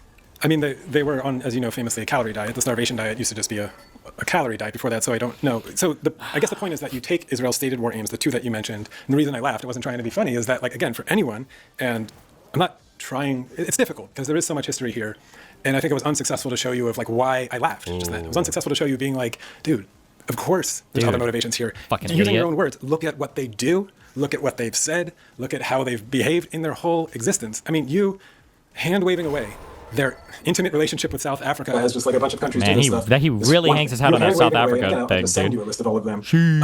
The voices of moderation and peace, whatever, who made plenty of their own mistakes. Maybe I'll do another essay on it, of being killed and deported throughout time. That all does make sense. That all does make sense, including what's happening in Gaza now, including what's happening in the West Bank now. This isn't a surprise for people like me. We don't think Israel just got fed up and they were really patient for so long and then October 7th was so bad that they did this. We think, and it might sound cynical, an opportunity, right? A really gross one, but an opportunity to further the Zionist expansionist goals or whatever goals you think of Zionism that they are. Yes, I think Zionism wants Gaza. I don't know the percentage. They want the Palestinians out of it. Obviously, people like Danielle Weiss. They had Gaza and they gave it up unilaterally. Dude, but that statement is so, like, again, they didn't let toys in after. They didn't, like, if you're trying to use that. Why did they leave? He should ask him. Why did they leave? Do you think they want Gaza in order to siege it and have no Jews living there? What is your view of what their territorial ambitions are with Gaza? Well, when you say they, and again, I'm just going to go to Zionism. Right. Zionists, obviously people like Danielle Weiss and the Koch Party, who I think you know, the Baruch Goldstein, terrorist who killed. Yeah, his portrait was on Ben Gvir's wall, and he said he was a hero. This is the Minister of Defense of Israel. They obviously want the land in Gaza and to resettle it and want all of the Arabs gone. In it. Right? Okay. I don't know. Is that true? Resettle it? Are any of the historical lands in Gaza? I thought they were all in the West Bank. I've never heard. Maybe there are. I don't know. I've never heard of it before. what percentage of Israelis or how representative that is or whatever, but obviously a rather powerful faction of Israel, and let's call it expansionist, revisionist Zionism. Netanyahu comes from that school. The Likud school is the Jabotinsky school, right? That's what they've been preaching, not new, forever. So the only point is that they're sensitive to their position in the world and international relations and not to lose their place in it. I think they've become very nervous about it, and I think that was happening pre-October 7th. And so from a realpolitik kind of point of view, all of the stuff that's happened after October 7th falls in line with the things that people like us have known, and we know better than to take the Israeli government and the IDF's word for it of what their war aims are. You yourself pointed out how illogical they are, how much they change every day. I mean, that's kind of I cited one example of it. I cited one example. I mean, okay, that they want the hostages back and they want Hamas gone. When Hamas, and Jeremy Scahill reported this, when Hamas in negotiations put in the negotiation a point that they would willfully leave power, Israel was the one who crossed it off. What? I mean, it changed then to we want them to be in exile or whatever else or demilitarized, but it wasn't Hamas anymore. Okay, well, and so I don't know. I got to wrap this up. I don't know which Hamas one he's has rejected. rejected ceasefire after ceasefire deal after ceasefire deal. So what I don't even think source that. are you getting it from though? Like it's not drops like news, obviously. All the ones you and I both read, but Probably, I have to wrap this up. If you want to say something to wrap it up, I got to go. Well, you got to go. It was what it was. Obviously, there's plenty more to talk about in your particular piece that I think was off. Damn. We could have talked about international law, and we didn't even get to talk about the big bad G word, the genocide word. I've said things about that on my show. I guess I would say I'm interviewing him tomorrow. It'll come out in a few days. Watch my interview with Mubarak Awad, and just allow it to enter your body analysis. And the only thing for 2 hours now that I've been trying to put on the table is this, of maybe dude, there is another motivation here. And yes, it's perverse and you could call it cynical, that involves eliminating, silencing Palestinian culture, nonviolent resistance, moderate voices in favor of the ones that are violent and ugly and exploitable as terrorism to further the aims of Zionism. That's all I tried to do for 2 hours. And if his story, just one guy, you could say it's cherry-picked, but like I said, bucket of cherries, dude, just look through history, gives you pause. Come on, dude. That there might be something to that. Dead. And then I hope you scratch the surface that this is not a new conversation, right? I grew up with this stuff. This has been a lively conversation within Judaism, surely within Israeli society. Do some homework. And I think it's coming to a head. Coleman. But we are not crazy. We're not cherry picking. We're not finding a quote here and there. We're paying close attention, and we're really, really tired of it. And the last thing I'll say is I like you. I think it was okay conversation. I don't think you're a vindictive dude. I like how you started it being like, no one wants to see this on their phone anymore. No one wants to see starving children, whether or not they have a muscular disease or not, right? No one wants to see this stuff. And we want it to stop. And I think a failure to engage with what I'm trying to put on the table is a major element of why it's gotten this bad. And I'm just looking for more allies. So I was disappointed in your piece that you wrote, but I think there was some good things here. I'll let you have the last word. Sorry. No, I appreciate the conversation. I'm glad I was able to come back on our old podcast together, and I hope people get something out of it. And I'll read whatever you send me, and I'll maybe send you something too. And yeah. Yeah. And watch tomorrow. Mubarak Awad. Listen to Palestinian voices. They've been trying. There's a lot of them. We got to listen to them. They've been trying, for real. All right. Yeah. All right. Thanks, man. We'll do it. So I think we were able to surface a few differences between us that are hopefully useful to broadcast, particularly our difference in justice and peace, and how I propose that peace emerges. And I think that's the difference between a justice-oriented philosophy and moral approach versus a kind of alienated, disconnected, utilitarian approach of Coleman's, where as maybe a perfect example, if I'm saying the injustice of a house, a home being ripped from you, being taken from you, and then inhabited by someone else who doesn't want you there. Yes. Is a kind of injustice that he can agree with.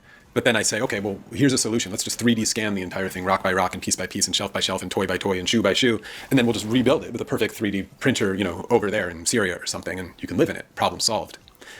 Problem not solved, right? Injustice doesn't work like that. And this is why arguments about material improvement of the world ring so hollow. Yeah. It has nothing to do with justice and injustice. That's a central difference between the way we approach life. And this one about gleaning intentions, which is really what we tried to do the whole time. His argument, and this is a common one argument, that, well, Israel has so much power, and so they could have just eliminated all of the Palestinians at any point. They could do that right now in the West Bank. You need the stealth genocide word. He hasn't developed the term yet, though. He'll have it for our debate, though. And the fact that they didn't just tells you everything you need to know about their intentions. I'm sure you've heard this one before. If he gets to make that argument, well, I get to make this one. The one that was trying to make for the last 2 hours. I get to make this one. Yes, tell us. Well, okay, if you think the Palestinian cause is so unreasonable that it just wants to eliminate and kill all the Jews and push them all into the ocean and this genocidal intent. And I say, well, there's moderate voices. There's voices who echo the exact Palestinian objectives that he wishes were on the table. Like Marwan Barghouti this week, who was yelled at, basically, it's Coleman Hughes, who was yelled at by Ben Gvir. Or Ghassan Kanafani. I'll put 20 names on the screen right now, and you can pause it and look them up. There they are. I'm talking to one tomorrow, Mubarak Awad. And someone like Abu Nadil. So I don't disagree that there are elements, the most extreme rejectionist elements within the Palestinian cause, and have been, that do make those kind of noises and are willing to do maybe extreme violence, even to the other factions of Palestinians. Someone like him existed. And Israel knew where he was for decades and didn't eliminate him. They had the power to do so, but they eliminated Ghassan Kanafani and George Habash and many, many others, and deported people like Mubarak Awad, who I'm talking to tomorrow. But they let this guy live. And they were assassinating and eliminating people all over the world in different countries. We know what the Mossad can do, but they didn't kill that guy, even though he was the most hardline, extreme version of this Palestinian cause, which included killing and attacking more moderate Palestinians who wanted to engage with Israel. He would go after. You let that guy live. If you were genuinely interested in living in peace with your neighbors, and you had the power on a menu to eliminate any one of these 15 names, and you don't eliminate him, but you eliminate these, does that tell you all you need to know about their intentions? Do you see how stupid the argumentation is and how cynical the game is? And this could all make sense for Coleman, right? This could all make sense if he just stopped jumping over what I was claiming he was jumping over, of allow for intentions of Zionism to be religious in nature, genocidal in nature, ethnic cleansing certainly in nature, not so sort of just rationally self-defense. We just want to live in peace with our neighbors, and that's it. If you allow for this to be on the table, this will all make sense. The things that he seems confused about, right? A starvation policy, which he himself says this doesn't seem to make. So instead of calling it a tactical mistake, it can be like, oh, it's revealing of the intentions, but first you have to allow for that intention to be considered. And it seems he's incapable of doing it. And I'm tired of it, obviously. Tired of it. I mean, literally, I think the exact timestamp, I almost looked it up, that he uttered the words that Hamas keeps rejecting ceasefire proposals. They accepted one and responded favorably, whatever it is, and Israel has yet to respond.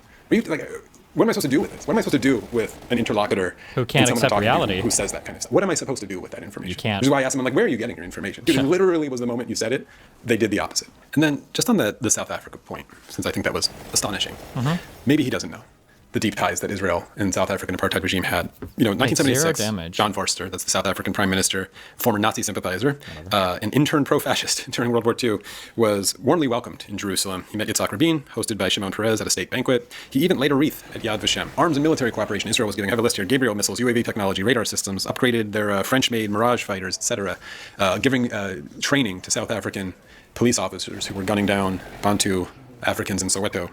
The Shin Bet and Mossad shared surveillance techniques, especially around monitoring subversive populations like the ANC, and of course what they were dealing with Palestinian groups like the PFLP. International boycotts started to roll out, but Israel, of course, was still heavily trading with South Africa diamonds, which were processed in Tel Aviv and mined in South Africa through that entire time. Arms for uranium swaps. South Africa provided Israel with yellow cake uranium for its nuclear program. Israel then was doing a test, which again, they still hadn't, because Coleman loves international law, still hadn't even declared their nuclear status, but it's by all confirmed doing a nuclear test for and with South Africa, because they shared ideological ground with letters about black terrorism and Arab terrorism.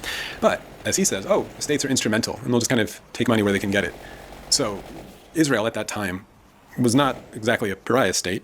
They were getting, after the 73 Yom Kippur War, U.S. military assistance went up to $2.6 billion in 1974 alone. From 74 to 79, Israel got about $10 billion from the U.S. In aid and economic combined, which is unprecedented at the time. The U.S. commitment was beyond cash. Kissinger shuttle diplomacy, secured disengagement agreements with Egypt and Syria that stabilized Israel's position after 1973, something that Coleman weirdly just didn't seem to know about. Defense contractors were setting up long-term projects with Israel. That's General Dynamics, Lockheed, McConnell Douglas, et cetera, et cetera. Europe also supported Israel quite heavily. They were a bit ambivalent, but West Germany was supplying reparations and loans to Israel, which totaled in the billions of marks, which continued through the 70s. France was providing Israel's military tech and these Mirage fighters that I mentioned, early nuclear assistance at the Dimona reactor, of course, secretive still. Britain and others were maintaining robust trade ties. So it's not that Israel just needed the money wherever they can get it. So I want to go to, there was a point where Coleman directly asked me, what do you think I think he said, do you think they want Gaza just to siege it and not have any Jews there? And then he asked, what do you think the territorial ambitions of Zionism is in Gaza? And I want to, he loves statistics and data, I want to show him a bunch of maps that I think will help him understand what I think those territorial ambitions just might be by looking at data. Let's look at data. I'm looking at maps and data from the 2022 Israeli legislative election. The next one's slated for 2026. Obviously, that might be a sort of doomsday event for Israel, obviously, hoping we get there sooner than later. That's the overall picture. But let's look at these really great breakdowns. These are all on Wikipedia, of course, so this is my source. These great breakdowns of which kind of party is winning in which kind of location, right, by district. Who is living, right? His like, what is my territorial, what do I think the territorial claims or ambitions of Zionism is in a place like Gaza? It's to conquer it, remove the Palestinians, and to inhabit it with Jews. Now, why would I say that? Why would I say that? Why would that be crazy? Well, let's look at something like the West Bank. And who's living in the West Bank, which is a place that obviously I think has similar ambitions. Well, here is the religious Zionism party and where it wins. If you look up here, obviously the darker red is the highest percentage of winning in the vote, and the lighter color is less. So where are they winning a majority of the votes? This is Ben Gvir and Smotrik's alliance, the Religious Zionism Alliance. These are the settlements in the West Bank. That's obviously where most of their wins come from and their strongholds come from. Those are the kinds of people who inhabit those places. So if you think they're a fringe part of society, well, that fringe is inhabiting the West Bank. Obviously, they win some other places here. And in Jerusalem and East Jerusalem, there's a little bit of it as well. But that's a pretty clear indication. So that's the sort of Zionist, the religious Zionist group. The Shas group, the one that I mentioned, which is Moroccan Jews with rather hardline extremist stances. Well, there's a bit over here. This is a bit here. This is actually the place where the political figure I mentioned was funneling his corrupt money to his brother-in-law in construction projects in there. They've outbid there. There's a little bit there. Obviously, there's some here and here. They're around, obviously, also in the north. The United Torah Judaism, this is the Haredi sect. This is the very religious Jews who, that's why they are really living in the old city of Jerusalem there. These are also the people who are generally refusing to serve in the military, and you've probably seen them, so that's them. They'd probably stay in Jerusalem, frankly, even if Gaza opens up, because that's what they want to do and pray and do that kind of thing. The Jewish home, not a very popular group over here. So who do I think is going to live in Gaza if it's ethnically cleansed? Well, this group, because they're the group that lives in the West Bank and is interested in that expansion. So, what can I say? And just for sort of clarity's sake or sort of fairness sake, this is the map of the, in quotes, opposition party, Yair Lapid, and where they're tending to win, which, is clustered in Tel Aviv and along the coast, which is frankly historically where the Jewish population was clustering if you look at sort of the original partition. And if you look at Likud, which I would also argue is a rather extreme right-wing party and where they tend to win votes, they do plenty well in East Jerusalem and in plenty of the places in the West Bank territory. So I would guess that many of that party, if it's representative at all, would also be thrilled and happy to move into the lovely beachside property that is Gaza. So the fringe I just showed you makes up about 25% of the Knesset. And when you add in Netanyahu's Likud party, which is dedicated to much of the same sort of founding mission, which is, of course, to forever deny a state for the Palestinians and to never give back Jerusalem, it makes up, over 50% of the population. Ever.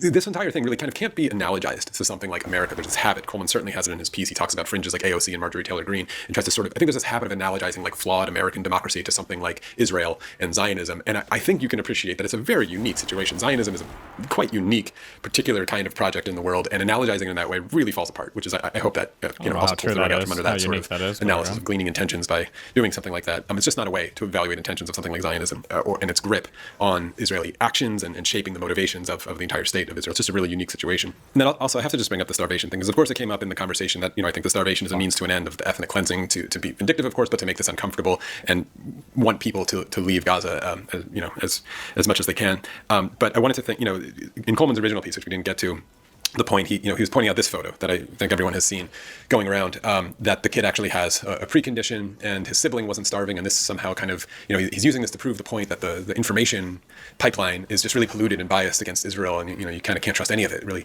And I wanted to address that. I can't get this because I think it's so sick, to be honest. So just logically, right? Let's say that kid had a precondition that had nothing to do with the blockade. I know tons of the preconditions do. Let's just say that kid had some sort of precondition that made them sensitive to nutrition intake, and that was their precondition. And if you have 100 kids in Gaza, and you've got one kid with that precondition, and then you blockade the whole thing, a full blockade of the whole thing, well, that's the first one who's going to die, right? And so if you think these photos and what they really prove is something more like this, or the headline should have been, canary in the coal mine, the most vulnerable, nutrition-sensitive kids in Gaza are dying of starvation. What does that portend for the future and for the full population? How do we stop this emergency? If you think that would have been the more accurate headline, and the fact that they wrote something a little different about general starvation, that's really the point to stick on here. I think it's so sick. And I think do not let your mind go there. And as an example, I kept waving this book around, right? This Balfour book, which is an incredibly cool, interesting old document and object. This is from 1920. It's over 100 years old. And so that's what this thing is. That is often pulled from here to make an argument that Balfour was like an anti-Semite is this one. If I am right, then indeed Zionism is no mere local adventure, but a serious attempt to mitigate the age-long miseries created for Western civilization by the presence in its midst of a population which it has been equally unable to expel or absorb.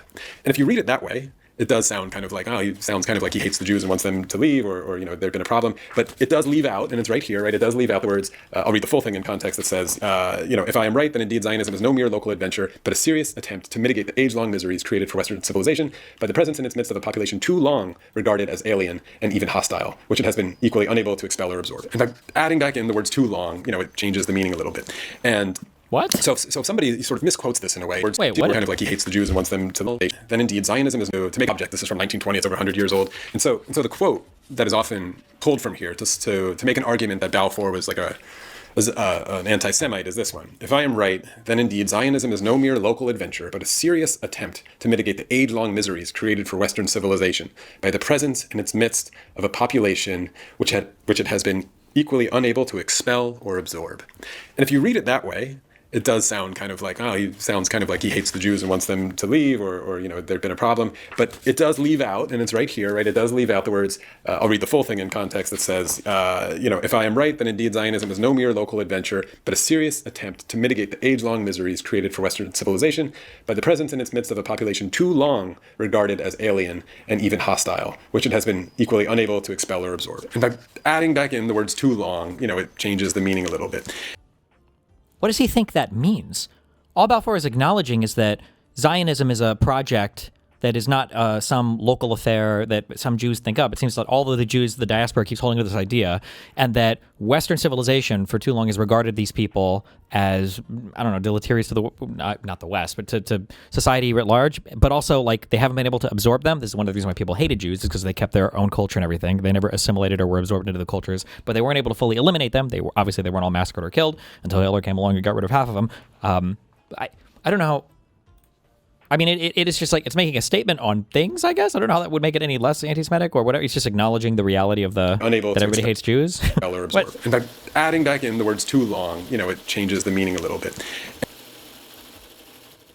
Does he think by too long, he's thinking that like Balfour meant, I would need the full context of this quote, but. And so if somebody sort of misquotes this in a way and you're like, I got them. I'm really picking on this.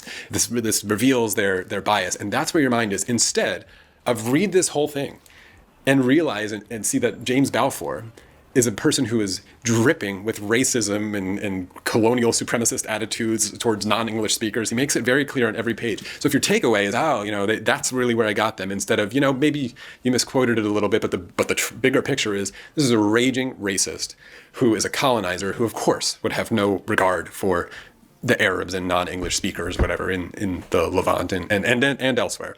I think that analogy holds, right? So if you see a picture like that, and your first thought is like, does this kid have a precondition? And is the headline exactly right for that? Okay. But do not lose sight that that's a starving, dying child. Do not lose sight of that. And that is the picture that I think Coleman really has lost sight of for whatever reasons he could come up with. And I would challenge Coleman to read more. Read Ilan Pappé's Ethnic Cleansing of Palestine. Read All That Remains by Segev, which, by the way, references Benny Morris all the time in its research, and I think comes to rather different moral conclusions than Coleman would have. I appreciate at least this guy is read. He's familiar with the correct authors, and he seems to. He does have a lot of information in his mind, at least. I appreciate that. Read Rashid Khalidi's 100 Years War on Palestine, which, by the way, I think is a really fair book that traces the Palestinian cause and oftentimes is very fair about the self-inflicted wounds and disorganization which has led to their continued demise or aided to their continued demise, which, of course, is not an argument against them morally. It's just sort of a political sort of observation. If you kick someone out of their home and then they're living on the porch, and this is an injustice, a moral injustice, but then they're really disorganized on their porch, and all of their efforts to try to figure out a way to get back into the house and figure this out and find justice, and you then say, well, I guess we just have to take the porch and take the next thing and the next thing. Like, this isn't a moral argument of what has transpired. But if you reject the premise in the first place, she's a guitar. which of course Coleman does, which is why I kept focusing on this neighbors analogy, Israel just wants to live in peace with its neighbors, gives you this picture that like they looked something up on a realtor site and found an empty house and moved in, and then everyone in the neighborhood just ganged up on them and wanted them out, which is just historically bonkers. And if you just can't challenge that initial premise, you're going to be very confused. But I would challenge him to read The Ethnic Cleansing of Palestine by Ilan Pappé, or watch documentaries like Tantora. Read the letter from Albert Einstein, who seems to be on my side of this equation in the 40s, warning that there was this element of Zionism represented by someone like Menachem Begin that we should be incredibly distrustful of. We've been trying. I don't think it's true. I'm pretty sure Einstein, by the end of his life, was fully bought into the concept of Zionism. No, I feel like I looked this up at one point. I think he was like kind of iffy on it, but after the Holocaust, like I'm pretty sure every single Jew was like, yeah, we need our own country. We got to get the fuck out of here. I think people don't realize at the time, like the attitudes of everybody around the world and just how people viewed everybody. Like even when you say like, was a person anti-Semitic or not? like, or was a person racist or not, that meant different things at different times. You know, like today we're like, you're anti-Semitic if you say or think anything exceptional about Jewish people or whatever. Like that's anti-Semitism. Whereas like back then, like you might have been considered like radically progressive if you thought that like Jews should have like, I don't know, like all the same rights in society as people and shouldn't have had what were the things they were usually pushed off into other things. It was either lower class or upper class jobs. So they did like the banking shit, obviously. But I don't think they could do a lot of skilled labor. I think banking and finance was their main thing because of the usury shit. And then they would do like blame shit like agriculture or whatever. But I don't think they could generally hold skilled positions.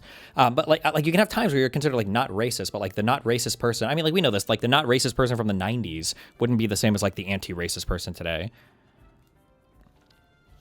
To bang this drum for a very long time, some of us. Bang. And I hope that also explains the deep frustration that I'm displaying in this video. It's not just an emotional plea. It's just we've been doing this a long time and we're tired of the arguments. We're tired of the bullshit arguments. I want to just make a final pitch and close. I mentioned it with Coleman. I have actually now, where I'm recording this, I've had a conversation now with Mubarak Awad, and I'm going to release it in a few days, who's known sort of as the Palestinian Gandhi, dedicated to resistance through nonviolence. It was one of the best interviews I've ever had, and such a massive contrast to the one that you just witnessed between me and Coleman. And I really, go ahead and like and subscribe, obviously, if you don't follow me, because you're not going to want to miss that one to hear what that sounds like. And also how so much of his story is that a different building? Constantly, let's say, picks more cherries from his life. Wait. That Coleman just seems, his argumentation is just pulled out from under itself at every step of his story. And I'll say, if you want to learn a little bit more about Mubarak Awad, there's a documentary which I found uploaded on YouTube. I'll also put it in the description and in the comment, which I would encourage you to watch, especially also if you've been feeling maybe an antipathy to Jews and Judaism because of what's happening, which is understandable. But I do want to have Party you... slugs in a tavern? Where was the tavern? Spend some time... Why were they partying? ...with the long legacy of the dwindling left, true left, which even used to be a thread within Zionism. It's almost gone. But the true left within Judaism and Jews, this guy's yapping, man, who have been echoing my arguments for a very long time, and I think would give you some encouragement. I feel like I missed the party event. I think what simultaneous... I missed what he said. Why were my people partying and then it's gone? What?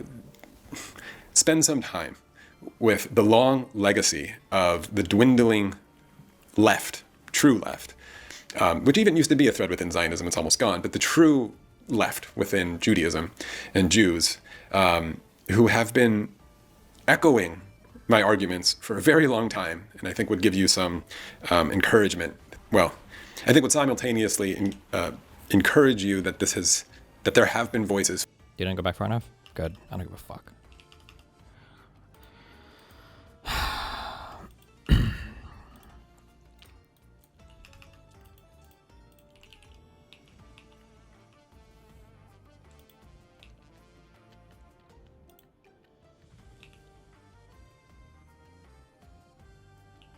We will, tomorrow I'll go over that cat sky. Don't let me forget. The fuck is this? Photographer finds interesting details in McConnell's proof of life image. Guys, it's real, okay? It's real. This image Stop. is from, It's real. It's real. out. It's real. This image it's real. is Stop. From his proof of life. And look at the collar here. It's real. The shape of that collar and the fold and how it's the real. light is hitting it was standing out to me when I looked at this photo because it's almost identical. I overlaid them so when I toggle back and forth, you can see how it fits almost perfectly. Here is just an opacity on and off, fading in and out. You can see almost the shape of the collar on the left-hand side is almost exact, but the pattern and the button don't. No shot. They probably doctored it. No shot. Also to note that the image from May 8th, 2023 by Al Drago, I had to size down to fit the lineup, like scale it down to fit the lineup on the proof of life photo. So when you see his head is going to be much larger in the This is why they fucking banned the... Not Anthropic. What was the one model that they couldn't have? Because the government was using that model to deep fake McConnell. And they didn't want anybody else to be able to do it. Fable. Photo. than the proof of life photo. So what that tells me is the shirt is to scale, but you can tell that the face is not. So as a photographer, I Photoshop a lot of things, and I'm used to using pieces to recreate things that I need to recreate. So I'm really used to working in this way where I use pieces of something to recreate something, almost like sculpting digitally. But this just really stood out to me as it seemed odd that something could line up so perfectly.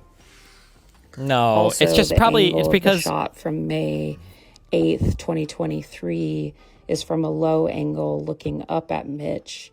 So it's probably below eye line. So that angle looking into the collar from that photo is from... Like it's a collar. It probably looks similar in a lot of different pictures, I bet. From a low angle looking into the collar. Don't do this to me. But from the proof of life photo, it looks like the photographer is almost standing at eye line or even above eye line. So that to me is odd too, because when you change your perspective, it's going to change how things line up, how, you know, the edges of something and how big or small something seems or appears. So for the collars to line up perfectly but be shot from completely different angles is strange to me.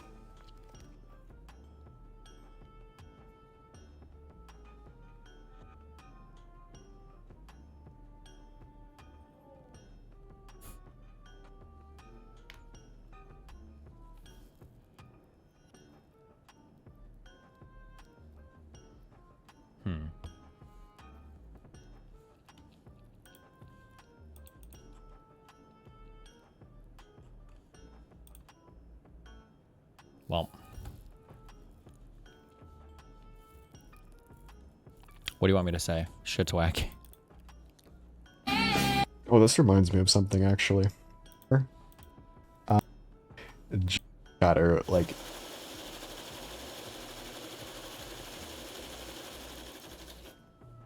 True. All right, I'll be back tomorrow. Stay safe. Ray-Rano, Cappuccino. Be careful. I love you. Wait. Oh my god, we gotta fucking connect, guys.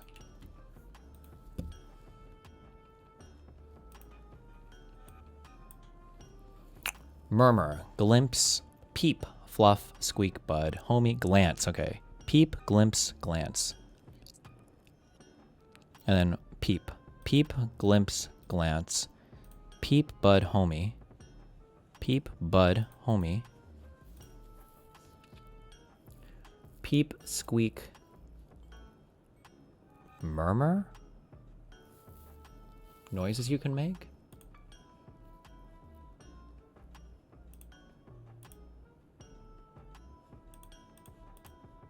Easy.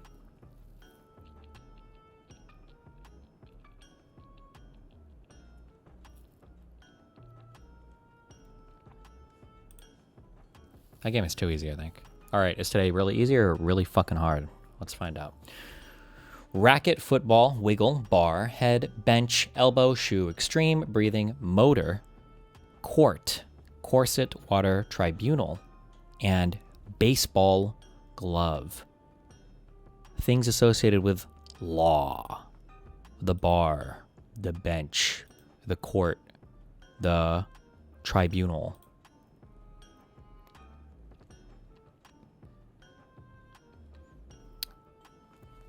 We've got breathing,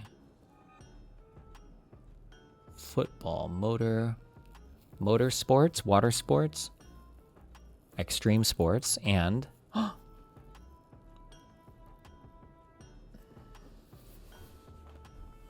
breathing sport, racket sports, elbow sports? No way, right? Shoe sports? Wiggle sports?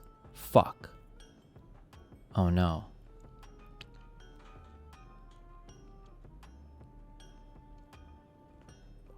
Corset?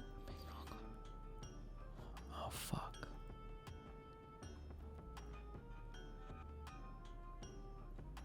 Things that have stitching? like a glove of football, a baseball glove of football, a corset, and like a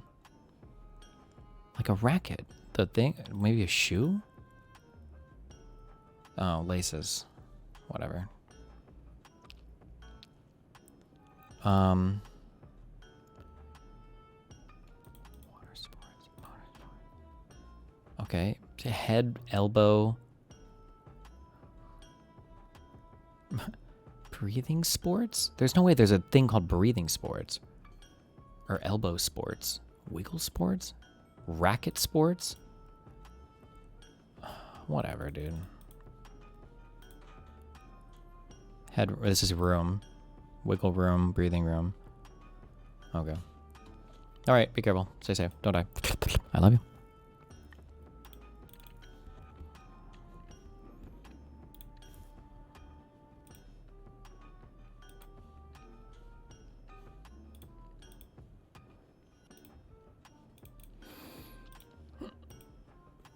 Damn, nobody's streaming. What the fuck? It's about to be hella boring. What the fuck? Oh, God.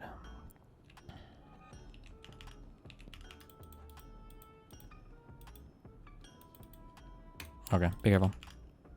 I'll be here tomorrow.